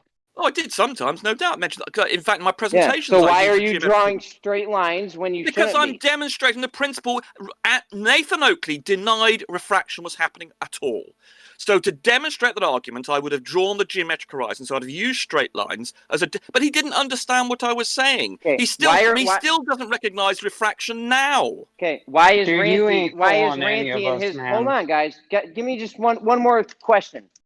So why is Ranty to this day still drawing straight lines to objects in the distance? But Rant is a moron. All right. I knew that was coming. He fought with me. He denied there was any refraction happening. He denies the existence of looming now. Even in that stupid water tank thing he did, he claimed the light wasn't bending. When I tried to explaining how light bends, about a year and a half ago, I did a presentation for about half an hour with him, and I tried to show the light bending inside my tank, and he denied that light bends at all. The guy's fair enough. Even a week ago, he called refraction a hologram, just like Nathan Oakley did 3 years ago. Give me a citation of what kind of refraction. The Nathan Oakley hologram line about refraction. We hear you. And Now give me a citation. Give me a citation. Hold on. Brian, you're getting that echo now. Give me a citation of what Brian, kind of refraction. echo. Brian, Echo, Brian. your mic, bro. Now we want some citations, Rumpus, for everything you say because you are so full of shit. It's unbelievable. No, I'm not. Memory's either failing or you're lying. I want remember citation Ranty for that. saying that. I do remember Anybody- Ranty saying that. Anybody who listened to those things would hear that I talked about the refracted position of everything all the time, including the lighthouse. And Nathan Oakley said, no, we're not having refraction. You always claim refraction. It's a hologram. Who believes in the hyena hologram something or other? And I was saying, I'm afraid it's all refracted. Because if you just use the geometric calculations on the lighthouse, it would not be visible. So in I a went sense, on you and on are about the saying refracted that case. what we're seeing is a hologram. In a sense. Do you understand what he's saying? You're saying that what we see in the direction we see it isn't actually there. Oh, let me finish. What we're seeing directly in front of us isn't actually there. That's what you're saying. Yeah. Well, it is there, but it's just displaced. I mean, when we that talk means about it's not there Hold on, when directly you say in the there- direction we're looking, right? Right, that's a different issue. Yes, when you say it's not there, it is there when it's refracted. It's just simply in a different position. So yes, if you draw a straight line, if you're looking at something and you see it and it's not really there, what do you call it? A hologram is one it is thing you could call it. It's probably not the best way to describe it, but that's what he means. But it's a real object. Let me get one more question. It's a real object, but what you're looking at isn't real. Hologram is the guys, one more question with Rumpus, it's please. just held as positions in a crystal. But it's not really there. It's not. It's not at the spot where. Hold on. It's not at the spot where you're seeing it. By the bending of light. Rumpus in the Black Swan. Those. Hold on, Brian. Those. What are they called? Oil rigs aren't really there where we're seeing them, right? They are displaced where they would be if there was no atmosphere. Yes. So they're not where we see them. Oh my God. Well, they are. Well, it depends. I mean, if let me just get one more question. If your brain worked in a different way and didn't draw straight lines, they could be anywhere. The point is, if the light is being bent, they are real objects. They're just being refracted and changed in their position due to refraction. All right. You know what a hologram is? Good point. Now I like what you said about is? Ranty. Hold on. Let me just get one more question, please, guys, and I'll be done. I'll let you guys have the floor. One more question. I like what you said about Ranty. However, your boy Zanuck, that's your boy. He's still drawing straight lines and shit. Mount Rainier, the base, the tip of it. Why is he still drawing straight lines? Well, he's not. I mean, only a few people are quite as up to refraction as I am. But I mean, it gives you boy Zanuck drawing straight lines. Right. Well, okay. Anyways, but go ahead, guys. Right, but it gives you a reasonable approximation. The Mount Rainier one, when you're doing mountain to mountain, which is what the Mount Rainier one does, the amount of refraction is much less than it is, say, in the Black Swan or even whenever you're low down. So it gives you a reasonable approximation. So when trying to communicate with morons, it's useful to get over the image of straight lines before you go into the complications of refraction. Given that people like Nathan Oakley deny refraction completely. And Riley to this day says that light doesn't bend. You've got a problem getting through to these people. What? So you're just lying when Riley you claims draw that light is not bent. Yeah. He says it to this day. The light doesn't bend. It changes direction. That's the same as bending. No, it's not. Yes, it is. The path is bent. The light's not bent. What do you want to call a shape then that's a curve? I say that's a bent line. Is there? Can I go out? If I freeze time, will I find a bent light ray? Well, because it's made of lots of photons, if you were to track all the photons, they would form a bent line, yes. Answer my question, yes or no. If I froze time, would I find a bent light ray? Yes or no? Yes! Really? Yes! So there are no fucking light rays. Bent light rays in reality. Because that light ray is made of a billion, that light ray is made of a billion of photons, and if you took the position of all the photons... So those are a billion different things then, aren't they? Those are a billion different things then, aren't they? If they're made of things, are those things connected? Are they connected to each other? In the sense those photons, are they connected to each other into one long ray? In the sense they follow the same path. Okay, so they're not connected, they're just following the same path. So the path is bent. That's what we call a light ray. Yeah. That's what they we call randomly a light ray. all change. I am technically correct, and you're being pedantic by not admitting it. A light ray. You are being pedantic. No, it's not. It's quite simple. A light ray is composed of billions and billions of photons all at one position. How do you know? What's light? And a light ray is simply the accumulation of those things put together, and we call that a light ray. Oh, what's the problem? Your boy Andrew Thomas Young knows there's no such thing as a light ray. It's just a mathematical thing. It's not even a real thing. It's a construct. What the fuck are you talking about? It's if you add all the positions... Check Andrew Thomas Young.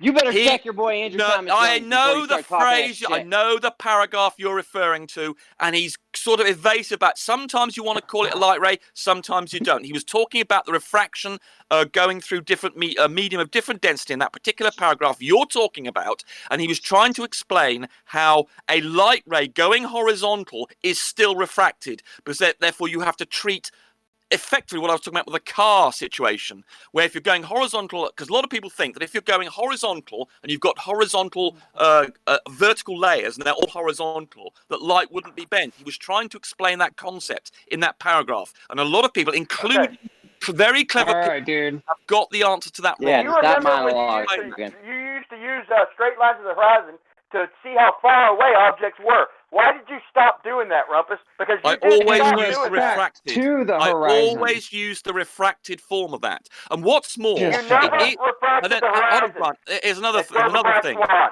If you read Andrew Young, he describes how what it is quite a standard thing to do with refraction is to draw the light ray as straight, even though it's refracted, and to bend the Earth that it's sitting on. Because it's 7/6R, what you can do is to change the radius of the Earth and then still use straight lines. And you get the same effect. Are you Hold on. serious right and you now? Get listen, Quit waffling. listen.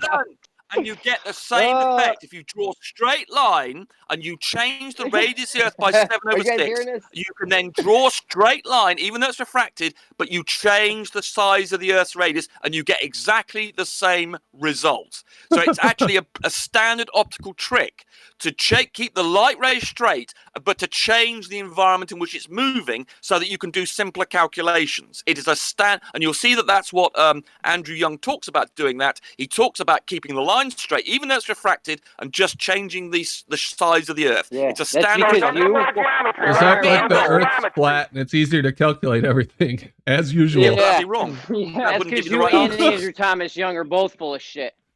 All right, hey, Yeah, Rumpus. that's right. Just an Now expert in the let's- field. Yeah, Nope. you're just denying Nope. an expert in the field Nope. and every Nope. single piece of scientific literature disagrees with you and agrees with Andrew Young. Well Waffler. done, Jeremy. All right, hey, Rumpus. So we're going to go to imaginary world where there is no atmosphere, right? And it's Right. the same shape, 3959, right? So I get to a certain point, and there's things on the opposite side, because at this point I can actually see the geometric horizon, right? Yep. Correct. Now, let's add atmosphere. Right. Now, the things that are going to allegedly bend up, they're not really there. So it's a What do you mean they're not really holographic projection. No, it's not. That's not a hologram. It's are you on the talking opposite about? side of the hill. You just agreed to this. It's Agreed on the to what? opposite side of the hill, Yes. and now you add atmosphere, and all of a sudden you see it bend up. Is it really bending up? Yes. Or is it a I can show you- holographic I can show you projection? Nothing holographic about it at all. Honestly, You're fucked. You've swallowed the blood. You're a moron. You Hey, swallowed the Rumpus. mathematical Okay. trash. Since you call us You morons, idiot. why don't you get your best two pictures of globe truth? Put them a picture's 1,000 words. Go get your best two pictures. You got 5 minutes, and I'll get my best two pictures. And Bro, let's you see- got let's see 3 minutes. Who comes out where? Oh, just take any NASA picture will do. I'll do it. Take that.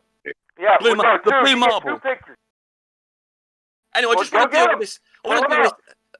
Hold on. I just want to deal with this idiotic claim just now about obviously someone who doesn't understand what bendy light does to how far you can see, and I've got a simple diagram. Is it really The point there? is, you need to address Yes, this, it bro. is You really changed the whole there. argument. Of course it is. So After I the black couldn't- flag, No, you it's changed not. the whole I couldn't argument, see it. bro. What do you mean by really you there? need to It's a confess real that. object, but it's not We're in only the going to position. see Brian, the hold on. ladder Hold on, until you hold on, line guys. up Let me- and tell- Brian, Guys, let Brian, me hold fucking on. smack this right in my. I'm gonna smack him right on the bum here. Listen, Okay. it wasn't is there. 90. There was a fucking wall. Then you add atmosphere, It and is all of a there. sudden It's I can still there. shut. Hey, it's on the opposite side. So if I'm all of a sudden seeing it once the atmosphere is put into our system now, that's not really the item actually floating up. Atmosphere is not fucking magic. It's not going to make it literally appear in front of me. It's a projection. Yeah, if you had a Right. railgun that could shoot in straight lines, Right. you wouldn't hit that. You Here wouldn't we go. hit I've the got a object diagram. that's Exactly. being- I've got a diagram on screen now that I'm sharing, hopefully, showing you. Listen, in a if you had a water-tight railgun environment. that could shoot in a straight line, Hold would you hit the object or would it go right through it because it's not actually there? Hold If on, you- man. railgun, Hold on, Rumpus. man. it wouldn't- well, a railgun is obviously going to be affected by gravity, so it depends on what lances you've made. For Oh, the for drop. He's got- Hypothetical Say- railgun. Oh my god, never Dude. fucking mind. Yeah, well, if you You know make what a he's gonna lance say for it, for yes, the you will. answer. Go ahead, Brian. That's how, Brian, go that's ahead. how we managed. Talk. Battleships managed to hit one of the 13 miles. They allow for refraction, and Robert, they're doing their stereoscopic what you updiving. need to They do- allow for No, the Coriolis. world's flat. They allow for the curvature of the Earth, and they goddamn hit things. So they make allowances for all these effects. Nope. So anyway, I've Robert, got a if you're an diagram on honest screen man- showing this strange idea that some people have about someone mentioned about it not being really there or whatever. Here I have in the It's ladies not of the really tank, there, the you classic dumb one fuck. of the You are the perceived dumbest position person of an on the planet object right now. and its actual position. It's a real object. It's just simply the light that goes to you is bent, and so you perceive it in this particular case as being horizontal when in fact it's below the line, Yeah, great question, below the eye guys. line. Rumpus, So You if are you the were to dumbest put- person on the planet. Rumpus, Just if you're an locate. honest man, what you'll do if you're an honest man and a humble man, you will admit that you changed your argument after the Black Swan. Other than that, we only Not at see you all. as a fucking Absolutely liar. not. I've not heard Absolutely him no say- way. Because what you I've not don't heard- understand is Riley's second observation of the Isle of Man, when he got onto his chest near the shore, is exactly another black swan. He was able to see shore to shore over 50 miles. And I modeled this with Phil Knight using a ray tracing application that we developed. And Fuck that's those exactly rays. Let Those me rays finish are my not real. goddamn You sentence. lying sack of And shit. it's exactly Knock the it same off as with the your black ray swan, tracing and I've bullshit. not changed my arguments at all, not one iota, since we did that evaluation of a black swan equivalent on the Isle of Man with and I even predicted what was going to happen, what Anthony Riley was going to see when he asked me.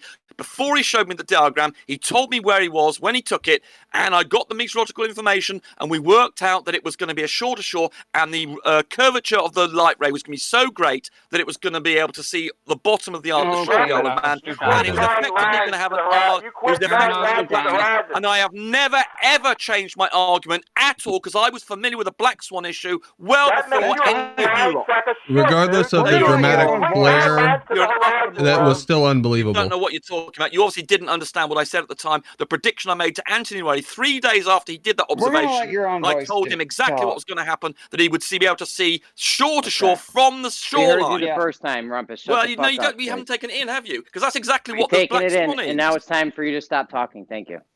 Yeah. I Jesus. listened to Yeah, about what a Roberts week did is he worth. refracted up everything on the shoreline. He never refracted In the horizon, respect. folks. He's a I liar. refracted He'll everything. admit it, The and ray he'll refract diagram it. refracts everything. The For a ray What were you lighthouse, gonna say, right? Kiefer? refracts For a everything, lighthouse. including the horizon. Kiefer, what were you saying?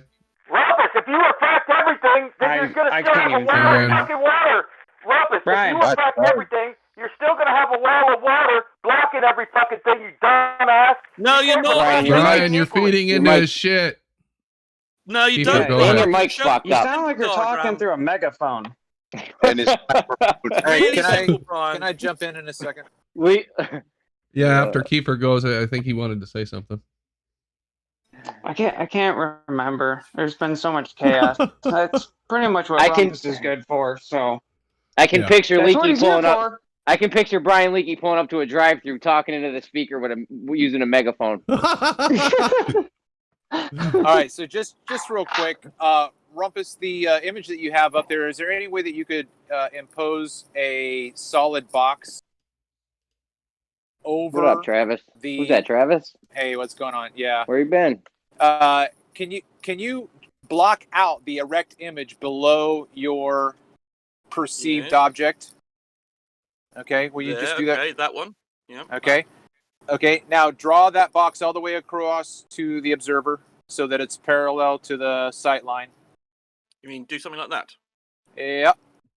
Okay, that's how we always see Rumpus. Whenever we see something in front of us, it's because it's directly in front of us.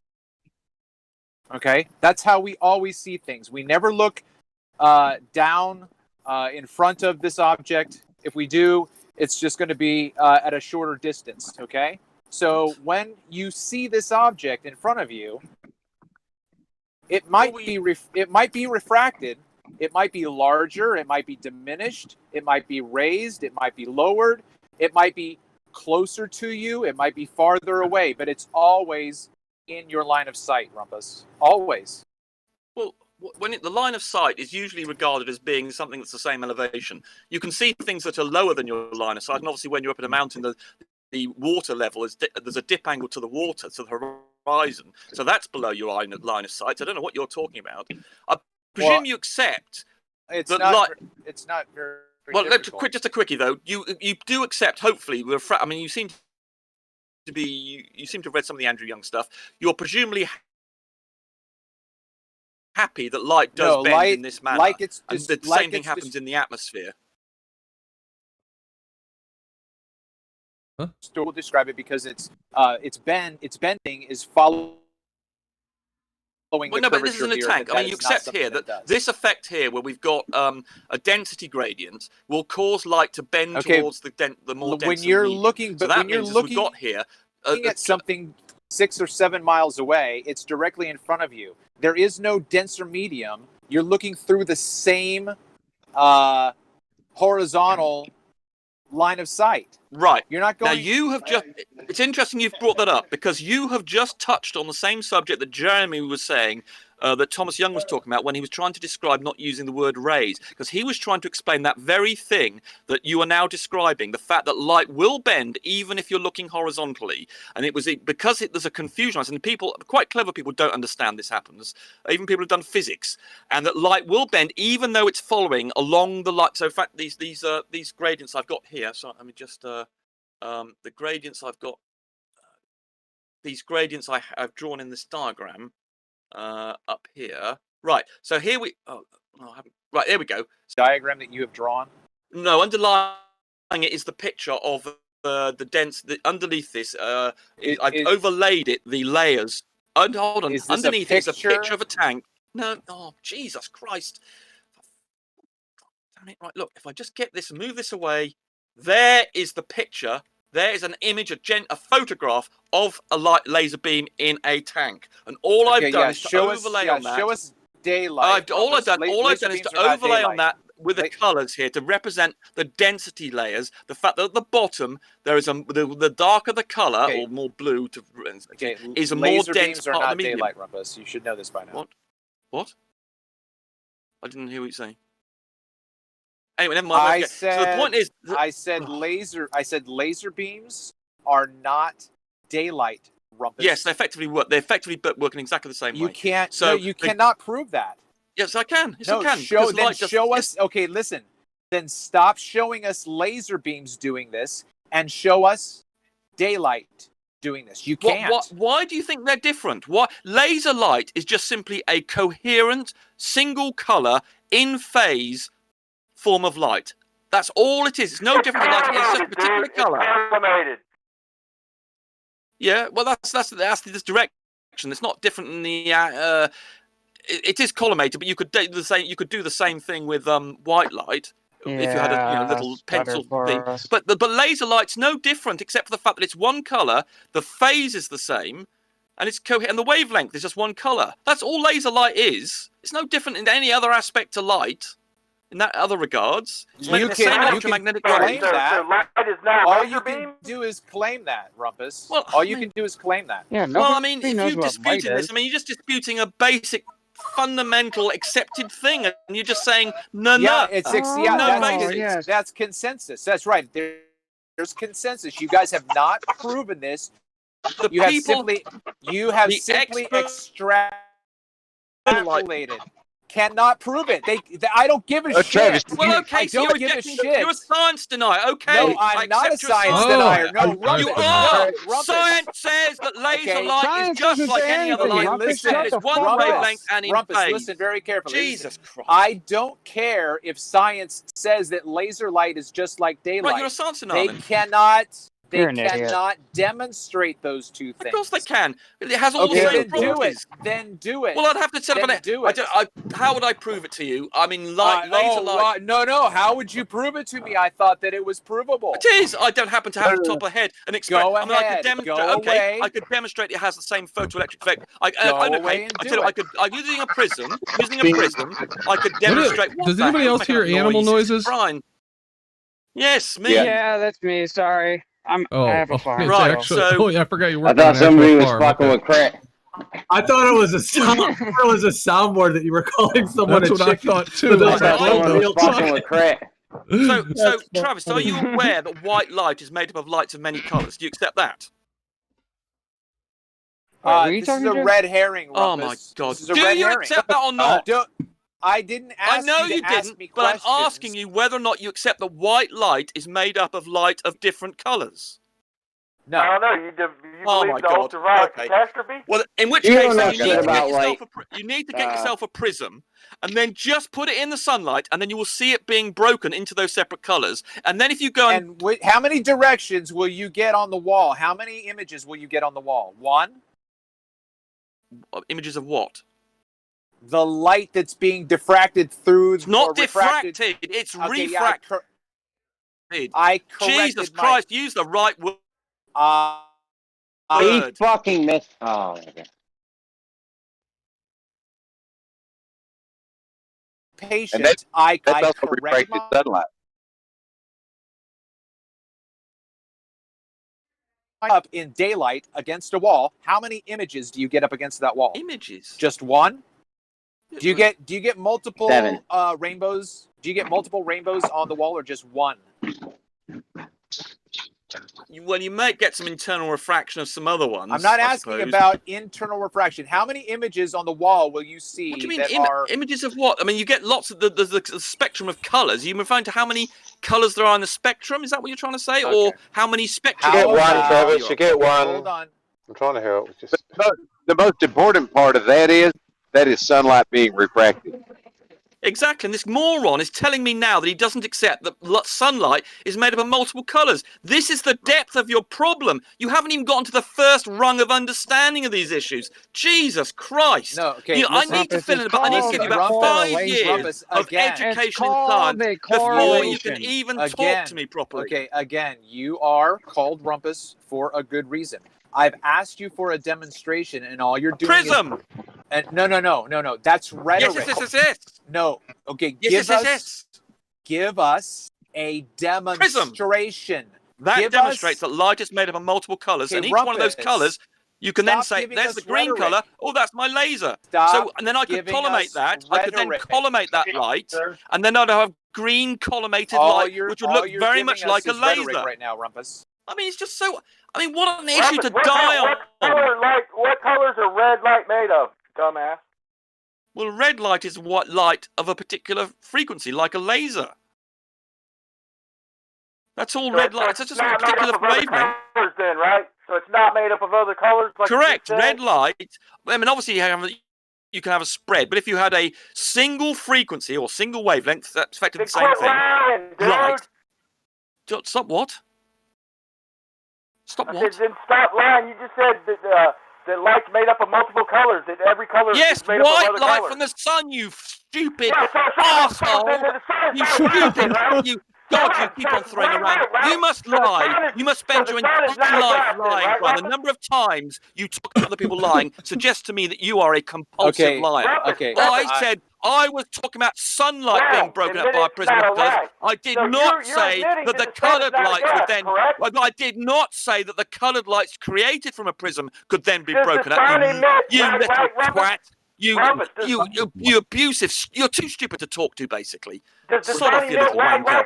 You are a moronic little wanker who thinks that throwing around the lying accusation is acceptable behaviour, and it's not. You're an arsehole. You're a moron. You deserve a punch in the face. Rumpus.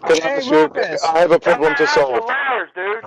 Rumpus, help me here. Go ahead. Rumpus. Asking me civilized Hey, Rumpus. Okay, Rumpus. So let me a couple of quick things, guys. Let me finish this out. Rumpus, does light travel in straight lines? I just want to be Not clear. through a medium of different densities, no. No trick. There's nothing. It's not loaded. In a It does vacuum, it it changes behaviour. If it's in a vacuum, okay, yes. cool. If it's in a Alright, sweet. vacuum, Okay. yes, it travels in straight lines. If it's going Excellent. through a different medium, it'll Okay. be bent. And if it You goes don't through a need to medium with different qualify it. densities like the atmosphere, Alright, then it will be cool. bent. Thank you. Yes Thank or you. Just a no? yes, no would be fine. Yes or no? Let me finish, please. It does both. It goes in straight lines and it's Alright, bent. So I alright. can't say yes or no. No, can Alright. I? It does both. Jesus Christ, you moron. He can't answer it. You stupid moron, Brian. Shut your stupid It's gob. the Go same away and get. Damn, Rumpus, come on, man. Go What away and the call hell? your neighbour a liar and get.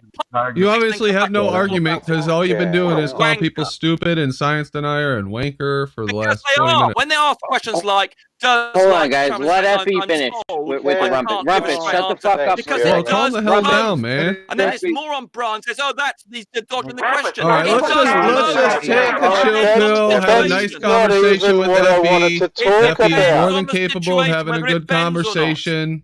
Okay, Rumpus, just Yeah, chill. but if some Rumpus, wanker starts accusing me of lying when he don't understand what I said and accuses me of saying something I didn't, when I said prisms change white light into different colours, I didn't say that if you took All right, we're prisms moving from past red that, light- Brian. Stay out of this one for a minute, please.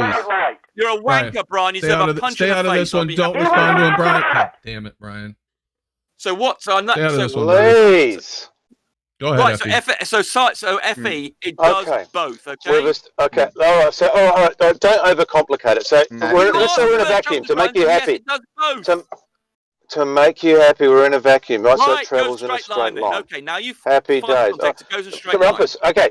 Rumpus, hang on, it's Sorry, me. Just unless bring it's it going down a past notch. gravitational. I want to have There is a a There is a reasonable qualification. There is a conversation with you. He can't. He's got I want to make a diarrhea. qualification. It's to that. impossible. Stop Fuck talking. Make a off. qualification to that. Stop It's talking, affected by Rumpus. gravitational Rumpus, attraction. shut the It's fuck affected by up. gravitation. So when well, Holy if it goes Shut past the the fuck cyclonic up. He bends wasn't again, done even a vacuum. talking. Yeah, but wasn't I had to done. qualify my answer because it will be bent by mass. Wait till he's He's in done. overtime today. Shut up. Okay, Rumpus, what Qualify you just my explained, excellent. What you just explained has nothing to do with my question, so Right. thanks for wasting 30 seconds of everyone's time. If I give a definitive answer, I want to make sure I don't give you the wrong answer, and it will be bent by mass. So I didn't want to say it travels in a straight line. Someone come to me and say, All what right. happens when you go So, past the sun? What okay, about Einstein's shush, test with please. Eddington when they showed that light bent Stop around wasting the our sun? time. Please stop wasting Why everyone's did you ask time. a stupid Right? question when you knew it did both? Please stop wasting everyone's time. Now, All right. what I wanted to ask you, if light is traveling in a straight line, picture an orthographic view where you have, in a vacuum if you want to, a fish tank with Brandon's sugar solution in it. And you shine a light on the left, into the left-hand side, a torch, take it back far enough so that there's light going across the top of the tank and there's light entering into the tank. Now the light that enters into the sugar solution tank from the side will be bent downwards in refraction. The light going across the top of the tank will continue in a straight line because it's in a vacuum.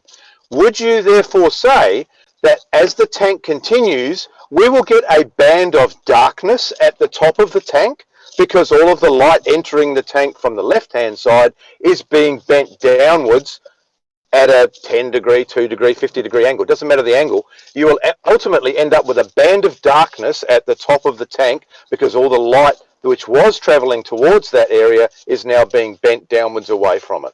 That's my question Is this regarding a narrow refraction. beam or is this a light coming from an object in all directions? Or is this a narrow beam like a laser? It's a beam that's say 6 inches wide. It's a beam. So 3 inches is going across the top of the tank and 3 inches is entering the top 3 inches of the tank. The top 3 inches of the tank will be bent downwards. Ergo, you must get a band of darkness at the top of the tank. You wouldn't see. Yeah, if that beam was bent down. So let's suppose you were looking with your eyes at the level of the tank. Well, I know you don't like science. You can't cope with it, but I'm going to explain it to you. If you were looking straight at the tank, you're on the eye level is looking exactly at the tank, and this beam is. Let's say it's really narrow. Let's suppose it's only a centimeter. It's 6 inches. I've already told you. It's It's 6 inches. Set yourself up. Then if it's bent down and that's a narrow beam and it retains its beam-like concept and you are above it, you won't see it. No, orthographic. We're side on. We're side on. Oh, we're side on. Well, okay, then you've got to rely on I'll shut up, y'all. Well, one of y'all asked him if sunlight... I thought we were the We're answering a question here, Brian. Brian, We're they're having a orthographic back and view. forth. The observer, right? So we're the observer. Oh, Jesus Christ! So where's the observer? Is this the observer looking side onto this tank? Oh, right. Okay. Well, obviously, if there was no, only way you're going to see stuff is like in my diagram that I've got with the photograph. If it hits stuff in the water and then it's then collides with something and then it causes the light to come out at right angles to you as an observer. So yes, you would just see the arc. But that light has to get to your eye. So the only way it can do that is if it's, it doesn't. Anyone carry on picking up being how he attenuated. doesn't have an answer for this? Oh my God! Why isn't there a band of darkness at the top of the tank? Why isn't there a band of darkness? All the light's being bent downwards. Why isn't there a band of darkness at the top of the tank? It's bent downwards to the left. The only reason, for instance, in the photograph that I'm showing on screen, that you can see the laser is because it's interacting with particles in the tank. And if it was a vacuum there, you wouldn't see anything because that's for instance why we have a dark side. When it goes dark, there's still sunlight shooting past us into space, but you can't see that because there's nothing for it to bounce off to get to your eye. Similarly, if you had an orthographic view and the light going through this tank didn't bounce off little particles and it just carried on following its arc, you wouldn't see it at all. The only way you can see something if light goes from the tank to your eye, which means it has to be going orthogonally at right angles to its, where the beam is going, and that's why the beam gets darker on the right-hand side of my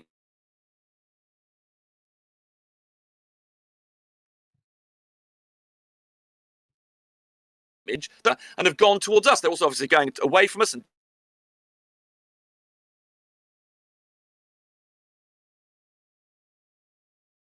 that odd photon is hitting something randomly and then coming towards us. So that process would still occur. So you would see the same thing even in if there was a vacuum between. So in other words, the photograph of this we've got of the laser, the tank I've got there, if we're in a vacuum, you would still see the same thing because light is bouncing off the internal water molecules and other crap inside the tank. But most of the beam is following its original direction. But some of it will interact with the water and the particles in it and then come off in the direction of the observer, as we see it in this photograph now. So you would still see it because light is being bounced around by the water molecules. So you're saying a white light is full spectrum, correct? Well, when you say full spectrum, it's the spectrum of visible light. I mean, light. The sun is emitting. Sun's emitting a whole range of infrared and ultraviolet, which we can't see. You completely avoided the point of my question. What haven't I told you? What haven't I answered? It's self-evident. What do you want to know that I haven't told you? Entering the tank. Is the light entering the tank and being refracted downward? It is. It is. You said it travels in. But it's hitting water molecules. It's hitting water molecules and then going towards our eye as well. But I thought it travels in a straight line. No, it's bent inside the tank. You can see it's bent. Well, it has done a 90-degree turn. Because that's why light attenuates. If the light beam was to remain completely the same brightness, it would not have to interrupt. But because they're in the water, the little particulates, and I can't remember. I think if it hits, I can't remember what happens if it directly hits a water molecule. But certainly crap in there, probably the sugar, probably it hits that, it will go off in a random direction. You know, that's why things get bounced. White light doesn't carry on in always the direction. Even in glass, we can see if you fire a laser through glass, you can actually see the path it takes, which means that light is not going following the beam's direction. Only most of the light is. It's hitting imperfections in the glass and then bouncing up so you can see it. I mean, these are the sorts of things you don't understand because you just don't understand science. You don't understand the complexities of things going on. You've got this simplified idea about the way the world works, and there are imperfections and things go out bouncing around in all sorts of directions. But most of the light, Yet it appears uniform. Follows the direction of the beam. It appears uniform, even though it should be bouncing in a mostly downward direction to get its refraction. A fraction of the light is interacting with the molecules in the tank and going off in random directions. That's why we can see any light at all. If it didn't do that, you would not be able to see the laser beam, and then it would, carry on straight through the tank to the other side, and you as an observer in the orthographic position wouldn't see anything. The light has to be bounced around and impact on particles in the water. Is sunlight laser beams, Robert? Well, the difference between laser beams and normal white light is that the light in the sunlight is of different frequency. It's also of something called different phase. Do you understand what? Well, it's effectively a collection of laser beams. It's effectively a collection of laser beams. If you want to think of it like that. Full spectrum. Don't define full spectrum. Is sunlight full spectrum? Yes, but there might be some missing bits. There's some little bits that are missing. Does hydrogen emit full spectrum? Does any gas emit full spectrum? It does if it's heated enough, then it becomes a black body radiator. Citation of that. You're full of shit. I want a citation of that. Oh, you're just a moron. You missed out on obviously in education, in basic education. I'm having to fill this in for you now. I should be charging you for this service.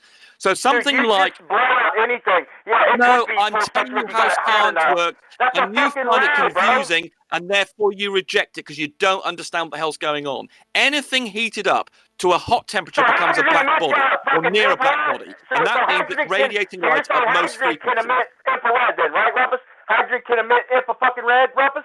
If you heat up hydrogen enough, the default thing that hydrogen does when it's not very hot is to radiate light in what's called the Balmer series, and there's a few other series where they get the transitions of the electrons. But if you heat it up enough when you get free electrons and it becomes a plasma, then it will radiate light in across the spectrum. Rumpus. How hot can you heat up hydrogen, Rumpus? Damn, I hate that. You can heat up as much as you like, because in the sun it's heated up to millions of degrees. So can you get full spectrum burning any gas at all, Rumpus? If you make it hot enough. And how hot can hydrogen burn, Rumpus? How hot can you make hydrogen? It doesn't have to burn. There's no burning required. You just need to heat hydrogen up to a temperature like it's in the sun. 5,000 degrees Kelvin is the surface of the sun, and inside it goes up to something like 15 million degrees Kelvin. So the hydrogen is at those temperatures, and that's why the sun behaves very much like a black body, because it's so hot. In other words, a black body radiates all light in all spectra. Though the sun is not a perfect black body, there are certain frequencies it doesn't radiate at, and in those are the frequencies Right, we no. use to bounce does off. not burn in full spectrum, Rumpus. I didn't say a burning hydrogen did. I said if you heat it up high enough. That's not high enough just to burn it, you moron. You don't understand the complexity of what you're talking about. Hydrogen, if you just burn it, if you just burn hydrogen, if you just burn hydrogen, yes, it gives off light at specific frequencies. That's because it's not a black body, because it's not hot enough. Give me an example on Earth of hydrogen emitting full spectrum, please. Well, it needs to be up to 5,000 degrees K. You fucking asshole. You moron. There's a hydrogen okay, if you look inside a tokamak in which they're trying to create fusion, in that state, the hydrogen forms a plasma, and that plasma radiates the full spectrum.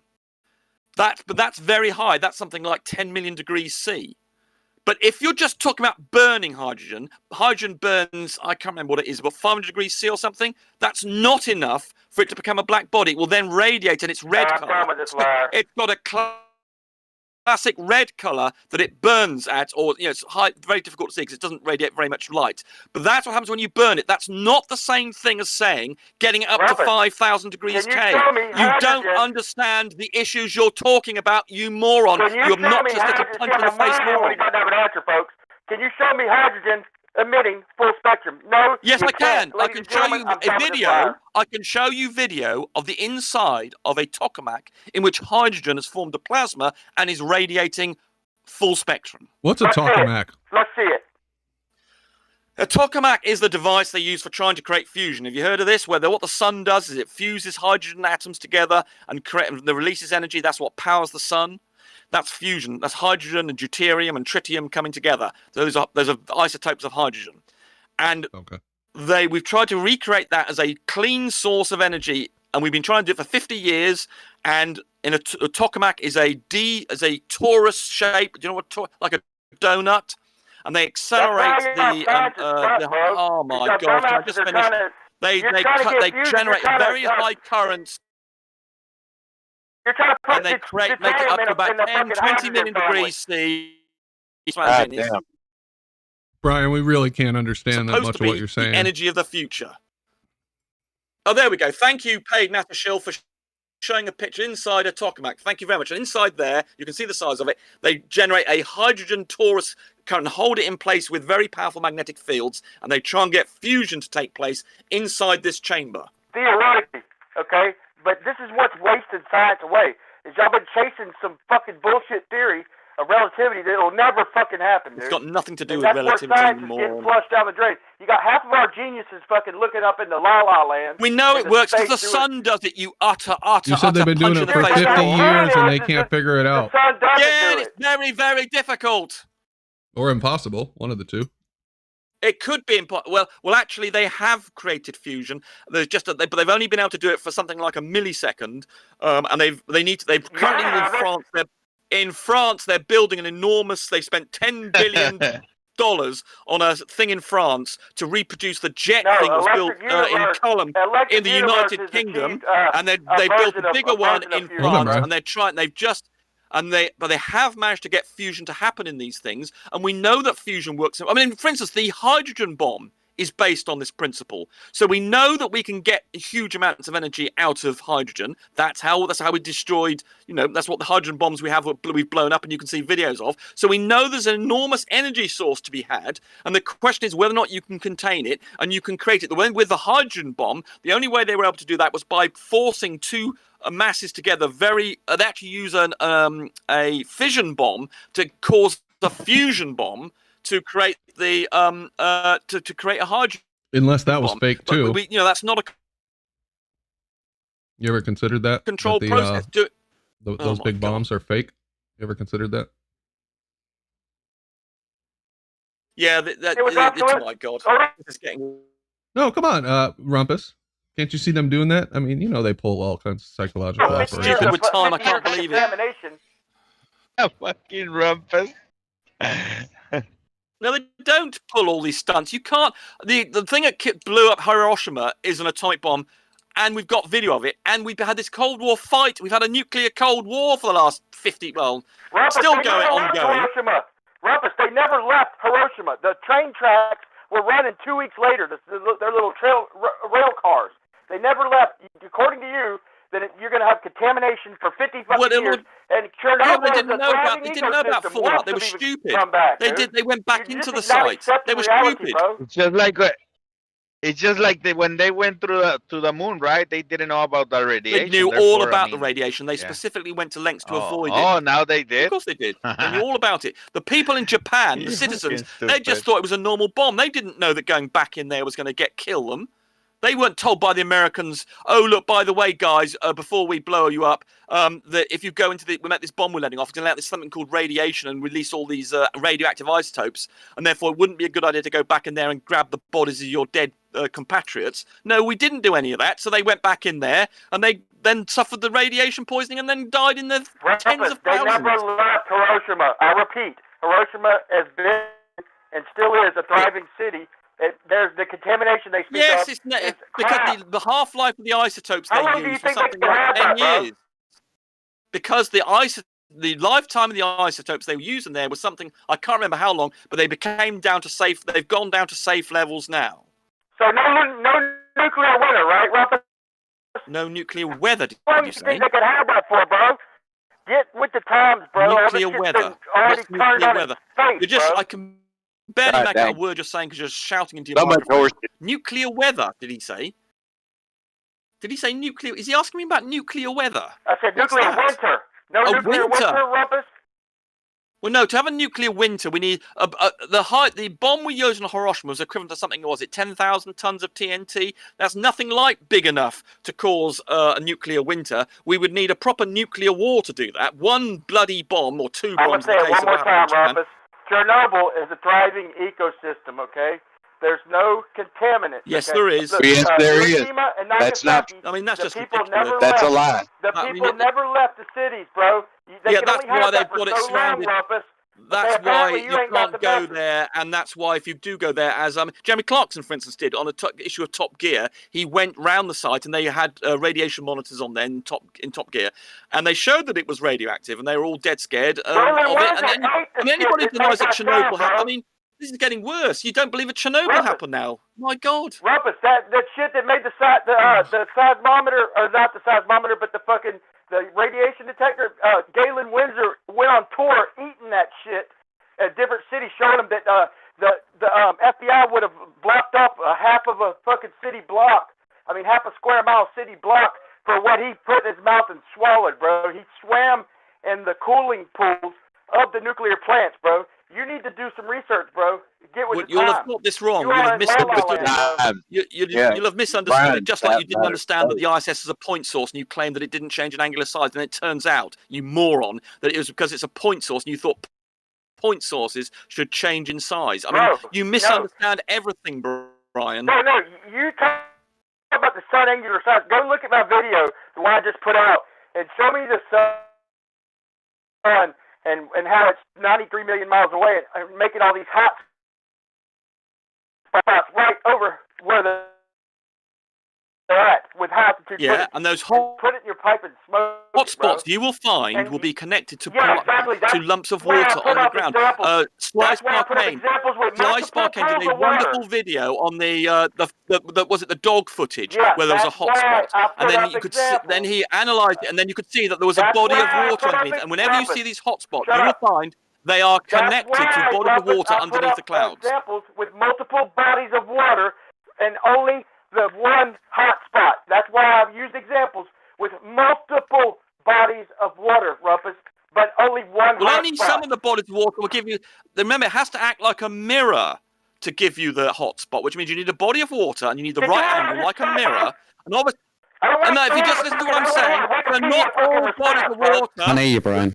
One spot. There'll only be one hot spot, and that's the body of water that is at the right angle, like a mirror, that bounces up to where the camera is. Other bodies of water will not do that because it's only acting like a mirror. Will it do it? So there's obviously only one position that will give you a hot spot. Jesus Christ! My God, you're stupid. Can I ask you a question, Rumpus, on the last thing? Seeing that, let's take that the atomic bomb and the hydrogen bomb, the H bomb, was real. Yeah, I'm not denying it. Yeah. All right, good. What's your personal view? I just want to know personal view. No, you're right, you're wrong, or anything like that. But what's your personal view? Because I'm sure you're aware that Einstein and Feynman both went into depression when they learned that it was actually used on Hiroshima, because they were promised that in a letter from Roosevelt, I think Einstein was promised that it wouldn't be used in warfare for political agenda. So how do you feel that science, because you're a keen supporter of science, obviously, has been manipulated by for political gain? Those two bombs saved about 2 million people's lives. They killed, I think, 80,000 at Hiroshima, and about 40. Hold on, can I just finish my answer, please? And 60,000 at Nagasaki, and the predicted cost in terms of casualties for the invasion of Japan.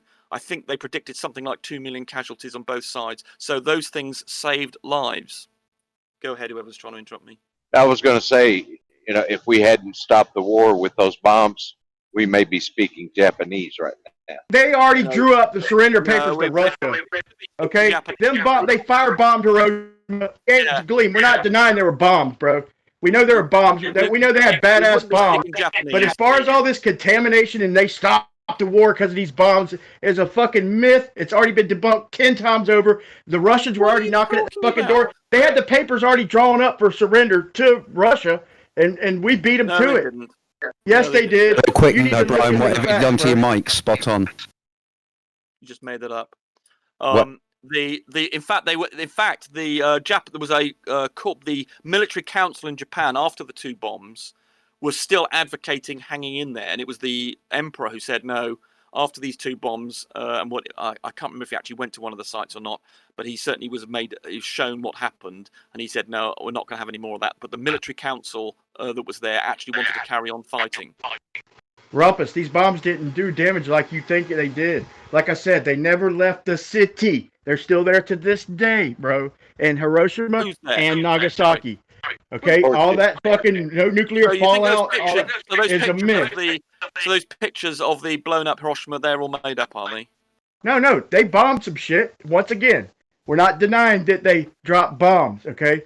We're denying this nuclear fission, okay, what about with nuclear fallout and all that shit. But do you deny atomic bombs? I mean, these pictures videos we've got of atomic bombs going on? Yes. Do you accept those? I'm not denying that they had bombs. I'm denying all the bullshit that comes with it, bro. The existence of atomic bombs? Yes or no? I accept that they have bombs. They call atomic bombs, yeah, but I deny videos of them being blown up. I deny the fact that they caused nuclear fallout, nuclear winters, and contaminated the environment for 50 years. Once again, those videos are real. Do you deny they ever left the city, Rumpus? Right where the bombs were dropped? Let's just start off. Let's just get things right. You need to accept reality. Did they ever leave the city? Atomic bombs, of which we have videos of these things going off. Do you accept those videos are true? For the fourth time, Rumpus, I know they have bombs that they call atomic bombs. No, I'm not. Okay, now you answer my question. I want to know if you accept they go bang, and the videos we've got. Yeah, they do go bang. I've seen them. Okay, now you answer my question, Rumpus. The videos, right? Okay, now you answer my question, Rumpus. Did they ever leave Hiroshima? Did they ever leave Hiroshima, like Rumpus? shit right now. You got an echo going. Well, some people did, but most people, 80,000 of them were killed. So is there a nuclear fallout when a bomb is dropped? They didn't know about nuclear fallout, and the Japanese had no idea that was happening. Are you basing this evidence strictly on mushroom clouds? Is that the video evidence of these bombs that you're referring to? Yes, the video evidence, obviously. So that's the evidence that you take. That's the facts, the evidence that you offer. The mushroom clouds that could have been from any kind of explosion, even controlled, but it wasn't because you have proof to back that up, right? I mean, for instance, in the UK, we manufactured our own atomic bombs. It's an established scientific fact. We know that you can do it. We know that it was deployed. For every single piece of evidence you could ever have says that this had happened. You can build them. We've got atomic theory to demonstrate this. We know that things like the sun create energy via radioactive decay or fusion in this case. We know these things exist. We've got all the evidence you could ever want for it. We've got and now the video evidence is just one part of that massive body of evidence. And we've had these threats about nuclear weapons ever since the Second World War, over which we've had the Cold War. I mean, there could not be more evidence for their existence. I think we've all kind of stepped on Gleam's line of questioning. Gleam, I don't know if you were done, but we did. Oh no, definitely done. And thank you, Rumpus. That was actually answered. Good. Yeah. No. I was fine with that. I was trying a button to say thanks. What is your thoughts on the nuclear? It saved lives.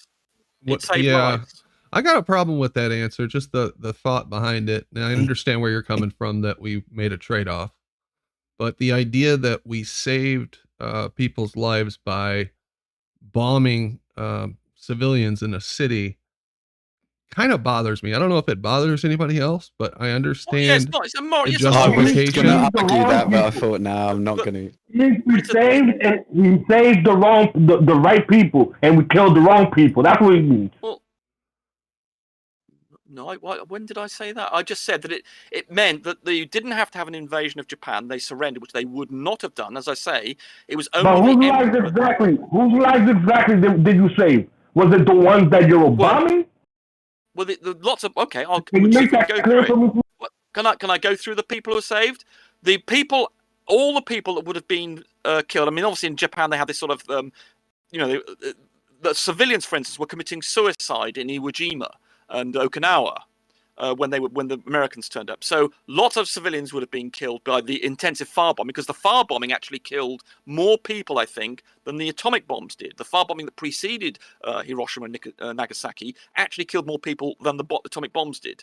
And so you'd have to carry on doing that, which would obviously just in itself would have killed Japanese civilians, as well as the military, as well as all the American and British that would have had to have invaded, and just the casualties of that would be, because it took, and something like Okinawa, I can't remember what the casualties were. It's something like 30, 40,000, I think, on both sides. So just that one invasion, that small island that they defended to the teeth, was almost like one Hiroshima in casualties. So to invade the whole of Japan, they estimated that it would take about 1 million, I think it was 1 million or 2 million casualties, I think they said would occur.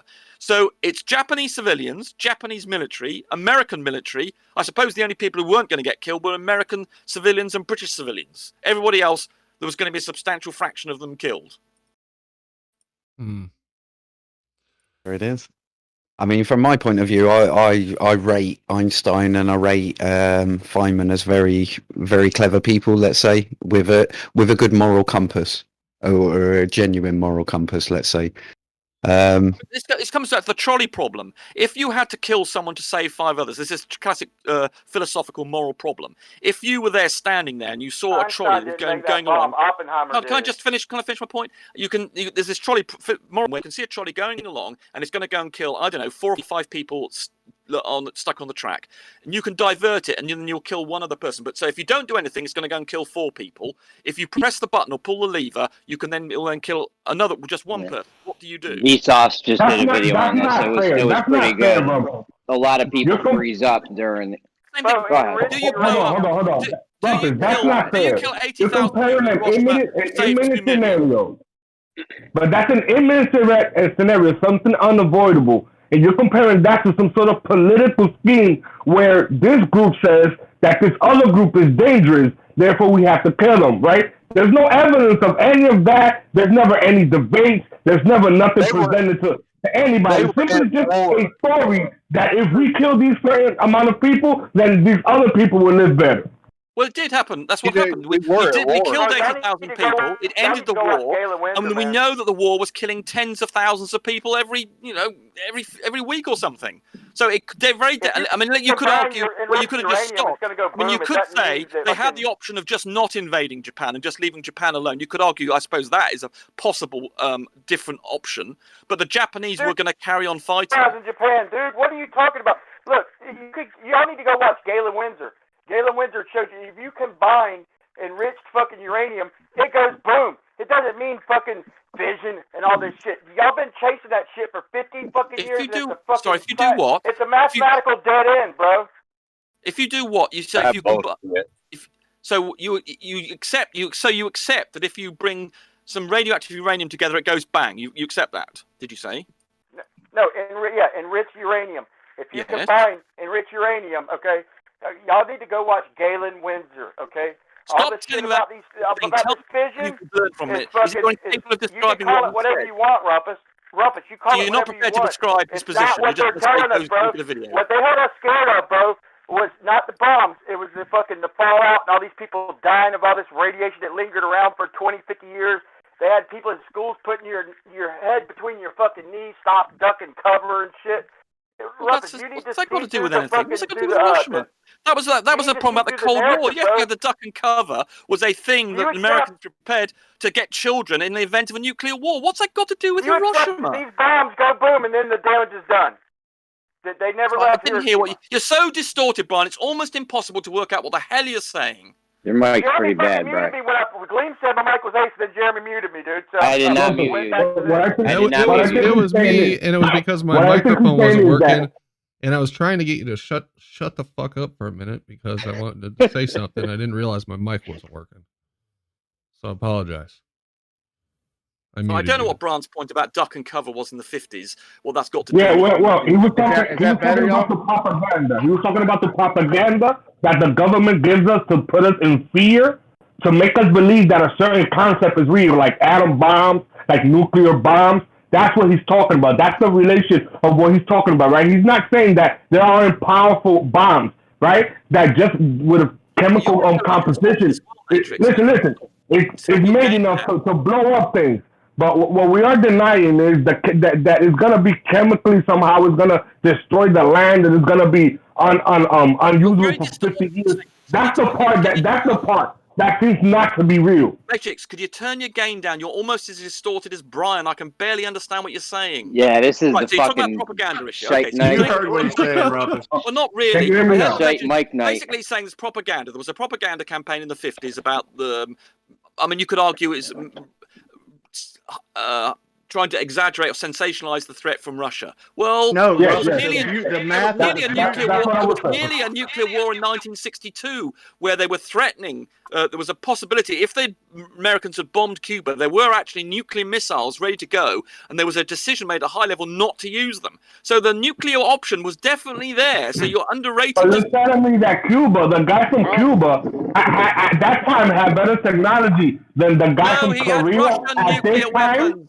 He had Russian nuclear weapons, you moron. But are you telling me that logically that Cuba, right? Technology from Cuba, Jesus Christ! Is more, technology from Cuba is more sophisticated than technology from North Korea at this current moment. You moron! They had Russian missiles. They weren't Russia homegrown nuclear missiles. Yeah, it was Russia. Yeah, Cuba was like a vassal state of Russia because they were both communist. How stupid can you be? But that really doesn't fucking prove anything either way. Oh, well, we almost had a nuclear war. There was a real threat. There was a real threat. Meanwhile, both are spending like half of their country's GDP on building thousands and thousands of these nuclear bombs. I mean, how many do you need? By that time, you've already killed everybody. How many of those do you need? Well, because there was some shenanigans going on. You at least got to admit that, Rumpus. Well, they needed to overkill because, for instance, at one point, the Americans were claiming that they could defend themselves against nuclear threat using that is it MX missile, some sort of nuclear shell, and they thought they could shoot them down. So everybody thought, well, okay, if they might shoot down one missile, we better have 10 to make sure we hit our target. So there was you always, if you want to guarantee something, you do overkill. But that's irrelevant anyway. The point was the claim. 4,000 of them at one point. Rumpus. Yeah, I know it's overkill. Yeah, I mean you can argue it could have killed everybody 10 times over or whatever. But the point is that someone was claiming that this was all propaganda and it wasn't real. There was no threat to the US from as a nuclear destiny, but it was in the Cuban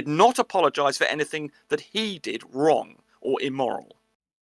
Hey, let me say something. I just posted everybody. I just posted the nuclear scam.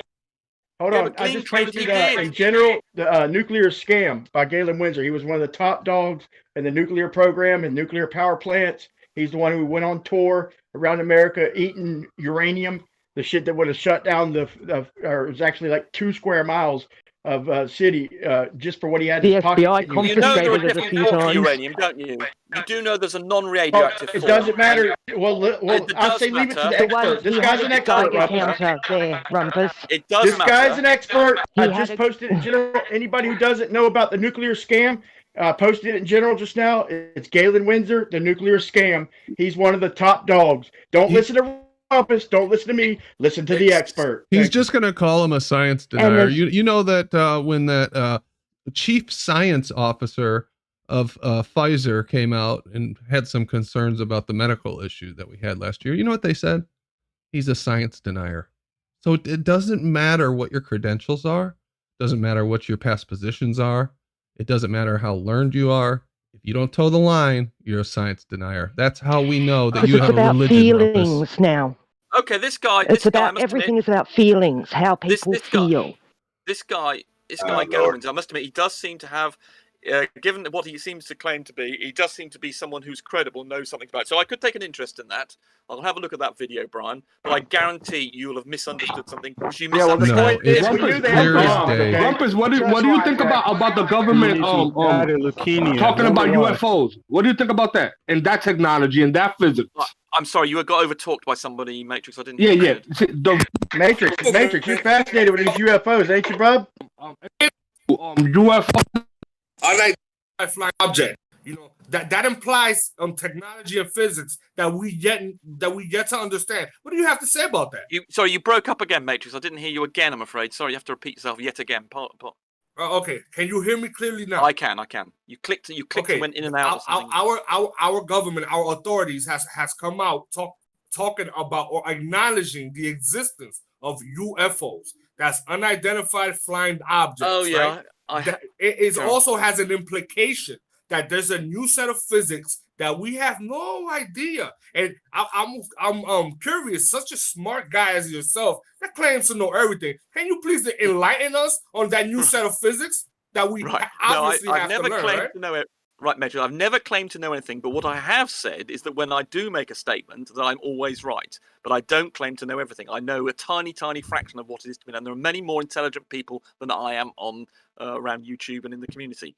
About this UFO thing. But hold on. There's a reason I asked, because you constantly tell us, as flatties, as you call us, you say that we know nothing about physics. But here there is a new set of physics that you don't know nothing about. Oh, Would yeah, you say you're a dumbass just like us? Oh, yeah, I'm a dumbass. Matrix, have you seen the guy on that levitating platform with? Well, this is about the new physics.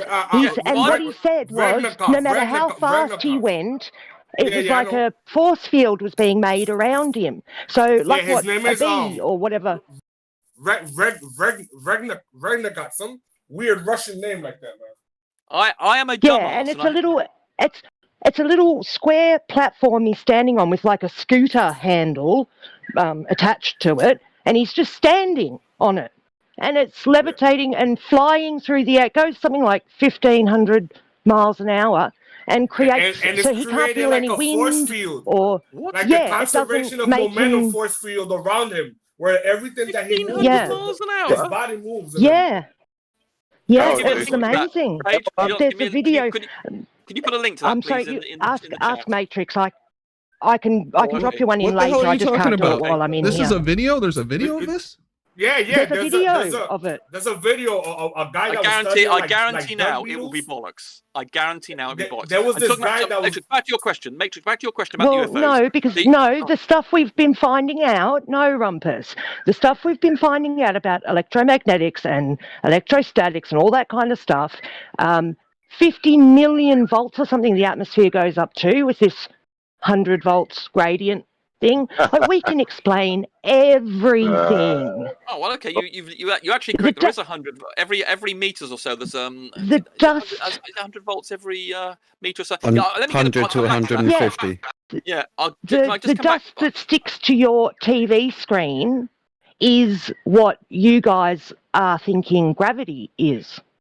No, That's all it electricity. is. This tiny, That's caused by your charged TV. this But I wanna- tiny, because every molecule has charge, has No, that's to do with the spin. fact No it matter only what you sticks, think an no, it only atom or sticks whatever to televisions is. because they are charged, because they are very high voltage. Exactly. Right, but that's So nothing to the do with the other Earth things you were has talking about. a tiny little charge that pulls, No, it doesn't. that sets you up and down. Yes, that's the new physics. We still have gravity. That's what these levitating inside a Faraday things, cage, you still have UFOs, and Paige, because if you go inside everything a is Faraday made, cage, Paige, if you go inside everything a Faraday has cage, charge and Paige, spin. if you You're go making inside the a Faraday cage out of Paige, if you go matter, inside a Rumpus. Faraday cage, you can insulate Rumpus, yourself stop. against all electrostatic, There is and an you still have Rumpus, stop. There is an gravity. experiment so the point showing is, so it invalidates the point you just made. It invalidates the point you made. Everything. Get inside a Faraday Plastic cage, Paige, paper, wood, and you eliminate metal, all the electrostatic doesn't effects. matter. Rumpus, you can't It will isolate the affect Faraday cage, though. everything. I'm going to answer. If you're not making a normal answer, you go inside a Faraday cage, Paige. Shut up, Inside a Rumpus. Faraday cage, and you can sorry. eliminate it. All right, it's over, Rumpus. Rumpus, stop. Yeah, not on the subatomic Statics particle. affects everything. Wood, metal, paper, glass, everything. Because no matter what you say matter is made out of, whether it's like you're bouncing particles or fields or whatever, everything has a charge. So the Earth has just this tiny little charge, the negatives, so the positives in the air, and everything matter is made out of. So it has. That's what sets that, and that's why they can control these UFOs and control these levitating scooter thingies, because they figured that out. That's all it is. Yeah, but Paige, is there like an electric buoyant force? Look, like, is there a buoyant force on the TV screen? I believe in electrostatics and all that, but yes, depending on the magnetics of the situation, you can have either a fully attractive force or an attractive or a repulsive force. So yes, you can. Right, before we get too far down the road, I just want to ask something. Who was it that said that Galen Windsor died of leukemia? Yeah, NASA, and he's full of shit. I'd like to know who lived said the that 80 odd. and how you can substantiate that. He died at 82, and according to his grandson or granddaughter, he died of Parkinson's, completely unrelated to radiation. Yeah, NASA just lies. NASA shall just will just say anything. Brandon, there's also a correlation between Parkinson's and famous people and it being some sort of funny disease or something. Like when they want to kill somebody off or shut somebody up, they say that he has Parkinson's. So take it with a It's grain funny, of I've salt. never met anyone with Parkinson's. I don't know Well, anyone. he was 82, so, you know, I think it was a few years after that he died, after he went around, because I think he was going around in the 80s, based on what I've seen in that video. But it could be. Michael J. Fox, another Parkinson's from around the 80s? Wasn't that what he had? Yeah, but I don't think he started getting it until like 2000s, right? Later. Yeah. I don't know. So I'm looking at this video of this levitating thing. I think I've seen this before. But he's got an actual It's been around for a while. He's like on a machine that levitates? Shit, this thing's gonna freeze my Yeah, computer. it looks like a... Oh, yeah. The thing is, I think. But if I they think can said he control was- the... They Sorry, said he was Matrix, fraud go. because they couldn't replicate what he was doing. You know, Yeah, I think I they heard just that too. expected to understand. Yeah, but the thing is, this guy has been studying these beetles for years, right? So the levitation thing in real life, they probably could. Scarab wings. I don't believe that bullshit, dude. I don't believe that bullshit because I collected a bunch of beetle wings, dude, and they are fucking. They weigh the same no matter what I do to them. I got beetles right here. I can show you on it's camera. Not that. It's Have you how put- the beetles are designed? How the wing. I got roach wings, fucking wasp wings. I can't do nothing to them And to have make you them weigh been any different, putting dude. charge through them and, putting them in with magnetics? Like, Dude, what why are you doing would to you them? show something like that on YouTube and show millions of people and then what? Just die with the technology? The real question is, you what don't do you show do? that to everybody. It's fucking a Ryan, dude on a this is fucking. probably I don't buy it, dude. I'm skeptical. I'm sorry. This is probably one of these scientists that did this a while ago and they killed him, and this is just coming out kind of thing. There are plenty of this, like the guy that invented the engine that runs on water, right? They off that guy right away, but there's still videos about him on YouTube. You know what I'm saying? Well, this is completely different physics than where they're starting from. If they're assuming gravity and all these other things that aren't actually there or are different, then no wonder, only a few people think about it, Hold on. What are you doing with all these insect wings in the first place? I feel like you guys skated over that. Who are you, Buffalo Bill from fucking... I seen that video, man. Listen, I seen the video, dude. I'm gonna tell you So I something. looked into it, bro. That's what I think. Each and every one of these weird people that have these weird kind of hobbies, like looking at birds and stuff. I think they all have some sort of nefarious thing they want to learn behind these kind of behaviors, like people that like looking at rocks. It doesn't matter. Look, man. Look, Wait. Matrix just calls you nefarious. Hold on, dude. We're not gonna bypass the laws of buoyancy and density. Period, dude. That's what governs the fucking our realm. Period, dude. If you're heavy, you're gonna sink. If you look in the chat, what there was something decided- along the lines of what you're saying. Sorry. What decided that was the way it had to go? Like, why wasn't it the other way around? Not a TV screen page. I'm just kidding. Yeah, we all, everything. Look, there's an experiment where a guy shows you moving different objects made out of different things with this force. And they definitely measure some kind of acceleration. Like, you guys hear the beginning of the show? Listen. We were lied hear the beginning of the show? They were talking heavy about things. Listen, heavy things fall faster, guys. We were lied to. Heavy things fall faster. Did you guys hear the Density and beginning of the buoyancy show? work everything out after that. after you set your up and down, then the heavier you are, Yeah. Logically, that makes Did sense. you guys hear the beginning of the? That makes perfect sense. Was the you beginning guys of the hear show the- turn your mic up to 192? Is my mic up or low? No, Is it you mine? must have joined late like me. No. At the beginning of the show, Brandon was talking about they're about to overthrow GR with this thing of everything's made of energy. You guys must have missed it. It's to do with the muon thing, isn't it? Now, see, if extra someone bit. if someone like Gleam was to propose that, he would have been laughed out of the building. But you get someone in their own group saying it, and Roger Spur's they're been willing to buy doing it. this for 10 years now. Like, That's because they begging probably them all to got the pay email. attention.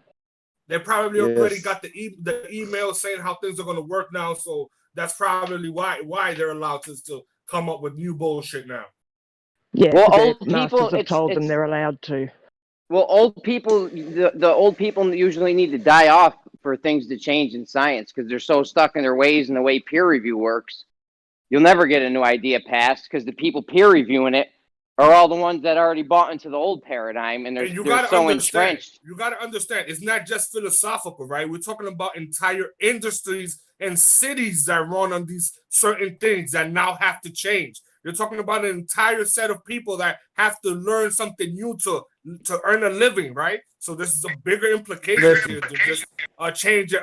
As well as the ego. It has to do with years of breakthroughs learning. in medical.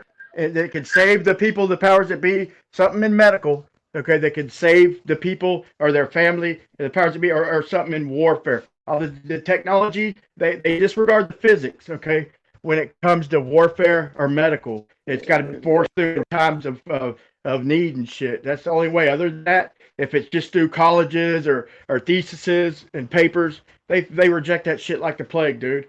It's desperation and need be, or necessity is where new physics are written.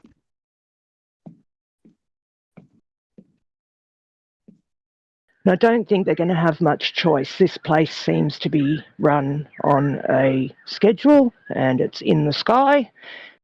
And certain things happen. We go through the winter, the bottom of the wheel, and we come out and head into summer. And that's going to happen whether these guys like it or not. You know, it doesn't matter what they learnt in school. It doesn't matter, you know, how much they spent on their education. You know, we're sorry, don't shoot the messenger. But you're not going to stop it. It doesn't, you know, Rumpus, you can come in here and talk over us and call us utter morons, whatever you want. It's not going, the cat's out of the bag. You know, we have to move forward and we have to do it together. We just keep fighting each other. Rumpus has to make it look good for his supervisors in order for him to get them checks. His handlers, his global elitist demonic lineage handlers. Unfortunately, I honestly don't think he is being, I think he just is this way. I think so many people are like him, just Stockholm syndrome. so dug in. Stockholm syndrome. They have traumatized us and then trauma bonded us. Yeah, the things they do, just the mind control they play on us and have done since we were born, the TV and shit, my God, you know. You imprison yourself. I'll give Paige this too. What determines up or down? Trauma. There is an up and a down, and it's determined by frequency, man.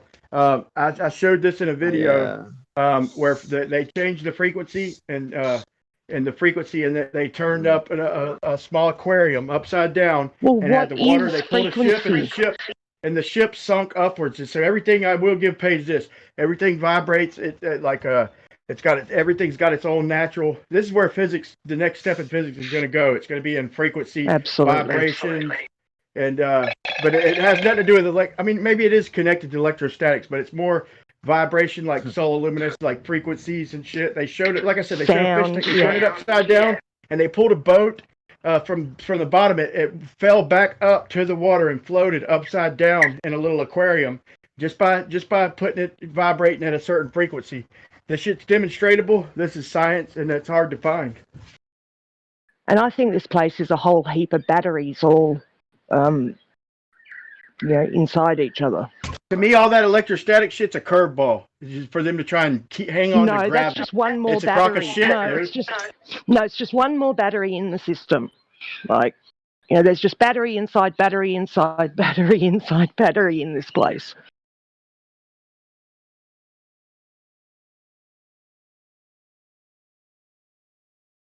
In other words, though, if the ground has a certain frequency,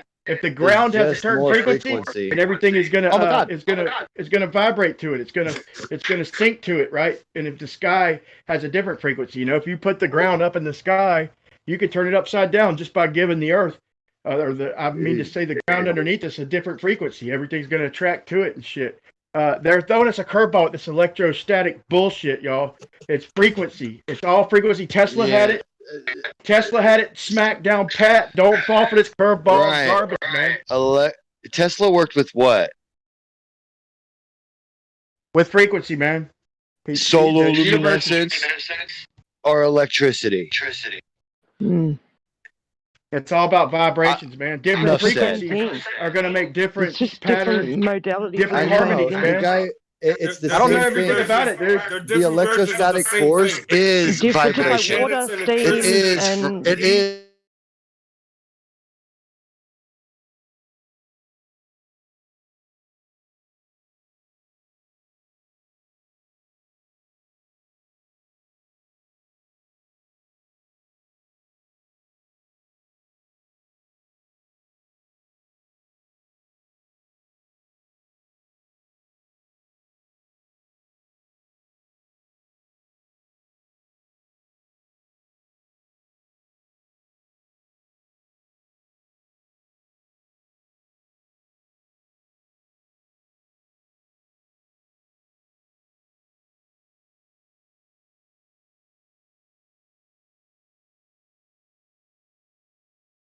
You're throwing the baby out with the bathwater. No, I'm not, Paige. Show me a you are. Show me a small aquarium upside down with electrostatic. Maybe it's the same thing that you're just using a different way. So, you know, maybe to get heavier things, you need to change the frequency so it's like what you're saying, rather than, you know, the tiny little charge that statics gives. But you're using the thing same thing. He's still using electromagnetics in every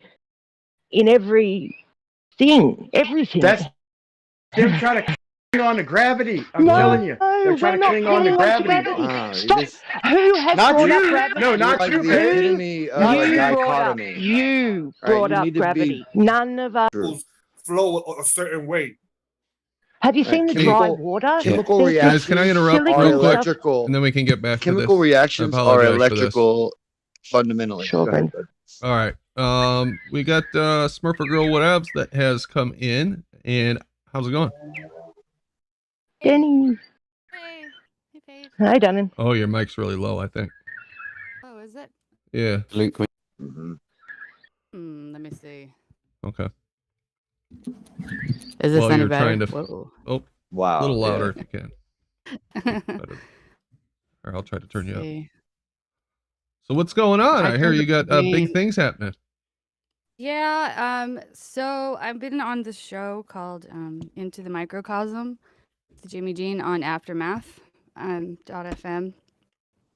And it's I love the conversation you guys are having, because last night we had Mr. Rowe on, Dr. Rowe from Reality Extraction. He does Revolution Radio. And have been on Mondays talking about like antiquitech, and last night we were trying to go into this thing about flying carpets, magic carpets, and the show just got jacked. It was everybody's Skype kept locking up, like everybody. We dropped most of the conversation where we were actually talking about that didn't even make it onto the air, so we try again on Monday. Wow. Yeah, but yeah. Yeah, I could bet they don't want people talking about that. It's fun. I like.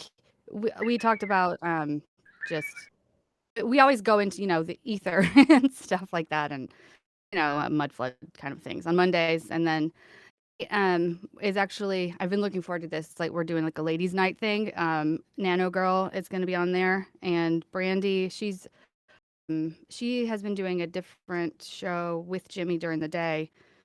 I'm not sure which day it is. I'll have to figure that out. I think that stuff just changed around, but yeah, so I'm on there on Monday. Yeah, nice. Stick a link in when you find it. Yeah. Well, I'm gonna put the link to my show. Put that in the YouTube chat. Yeah, spam that in the YouTube chat so people can check it out. I know I signed up for a subscription. Sweet. Yeah, if you sign up on the website, you can access the chat there too. And you get people in there like Clyde, Lewis, and the people from the station go in the chat, so that's pretty awesome too. Yeah, so that's where I've been. I'm like not ignoring people, I promise. I'm just so occupied, but it's 10:30 Pacific, so it doesn't even start till 1:30 in the morning for me in Eastern. It's fun. It's really fast paced, and Jimmy's nice, really cool. California surfer guy, awesome. Yeah, there he is. And they've been playing reruns during the day too sometimes. It gets wild. It gets, and there's no shame in the conversation. Like people get called out, and there's no censorship of ideas and thoughts. And I like it. It's a different change of pace from a lot of the shows. Even if a guest comes on and they're irritating, then it's made known. That's awesome. Sounds familiar. Yeah. Well, thanks for letting me talk about that. Like I've been wanting to make a video, and I mean, I don't have a ton of subscribers, so it wouldn't reach a massive audience, but I talk to, a lot of the people in your chat anyway, so I appreciate it. You got me, Smurfer. You got me, babe. Yay. Yeah. Yeah. We'll stop back in. With Feel free friends to like that. chill your show anytime. It is pretty cool. I've listened to a couple episodes so far. I enjoyed it. But if you like, the topic that you guys are talking about right now, Mondays would be Mr. Rose sweet. He and I think we get carried away in our conversation because we're both so interested in that stuff that Jimmy kind of just sits there like with his microphone, because he has his camera on. You can see him. He's like, okay, when can I say something? Come on, guys. I saw a cool experiment that Autodidactic has a mate who he does streams with, and his mate. Have you seen them? The electrolysis Just experiments. got into his channel and he recently. I don't know how. Well, I think I heard you talk about him before, but I don't know how I ever missed this guy. He's awesome. Well, I couldn't believe it. The last one I watched yesterday, he had silver something, and had Ionic silver. Changing. He could change the phases on it. Sorry, what did you say? Are you talking about ionic silver? Monoatomic. Okay, yeah. No. Yeah, I think it was monoatomic silver, and by changing whatever whatever he uses to do his electrolysis, by varying that, he can cause phases on this thing that he's got hanging in the water, the silver disc thing. Yeah. So I'm like, oh my god. And yeah, I did watch because all the planets have a metal attached to them, don't they? A different. Yeah. Well, it's different frequencies and just so Mhm. intense. Yeah, it's amazing stuff, isn't it? Yeah, fascinating. So what is it like? Is it like the ether is like made out of like all these metals that are like shaping somehow, creating like this reality? Me, it's like, the electromagnetic situation that we're living in, just the interaction between frequencies when you get each physical manifestation would be brought about by different interactions between different frequencies. That's why when you do like a cymatics experiment with sound, you get the same pattern for each frequency every time. It's always the same. And so to me, it's like Same with I plasma. imagine. Same with Yeah. plasma experiments in electricity. Mhm. And you can scale And you can those. So scale electricity. Yeah. Yeah. Scalable, I think they say it's like 10 to the 39th order or some shit. So it's like what you can do smaller than an atom, you could do larger than galaxies, Yeah. Yeah. So And it's really cool shit. people's, engineering minds are blown constantly on how did they do this and how did they do this? Well, it seems like, like the cultures of the world have kind of had it written in their symbols and stories. Oh, they and already myths knew. They definitely coded, and saw they've known something forever. like that in the sky, at least. Yeah. And ancient. Well, how do you hide something you don't know about? You have to Call it a know myth. what you're hiding. Well, you add personification to it, stories, Yeah. try to Mhm. keep remembering it, and then it ends up being somebody's religion somehow, and they take Yeah. it literally. That and like who knows even what year it is. Whose Yeah, timeline you're I'm on, starting and to like the word Gnostic a lot more. Yeah, People I would they want to call you definitely- Christian or whatever, and I'm like, I think I'm actually what you would more, call Gnostic. I'm not Mm. totally aligned with that. I'm not No. completely convinced that all of physical manifestation is evil. That's a big part of Gnosticism. Guys But think that the Yeah. electricity and the magnetism has something to do Gnosis. with like the crystals growing in a certain form and how they grow, like how Yeah. they grow squarey kind of like that. Absolutely. even biological. That's what Cami does, isn't it? She Well, and she look at- studies all the crystal gems. She's a gemologist or something. What was her name? Cami, Bob's wife. Oh, So okay. sometimes she comes onto the show on the Globebusters show and talks about the molecular side of crystals and all that kind of stuff. It's very fascinating stuff. You get the same things like in definitely starfish. fascinating stuff. Just all kinds of living things, and I think that the direction that things grow during fetal development, it's you can compare that to magnetic fields around where that would be located. It's been discovered. I mean, I'm sure it's been known forever, but discovered by people who like us who would talk about it and expose it to the public. That there's depending on where certain interactions of ley lines are, there you'll have concentrations of different minerals, like Quartz and like in turquoise, and it gets like the whole list of all of them, iron ironite. and nickel. Well, dang, I think that it's freezing up again. It says it's healthy, but I see it's spinning there. So I don't know if it's spinning for you guys right now or not. More technical issues. Sorry about that, guys. I will be back tomorrow night. So I'm going to actually end the show right now. I don't know what's going on with YouTube. There is something in one of these software that is screwing with something else. But anyway, thanks guys. We'll see you tomorrow.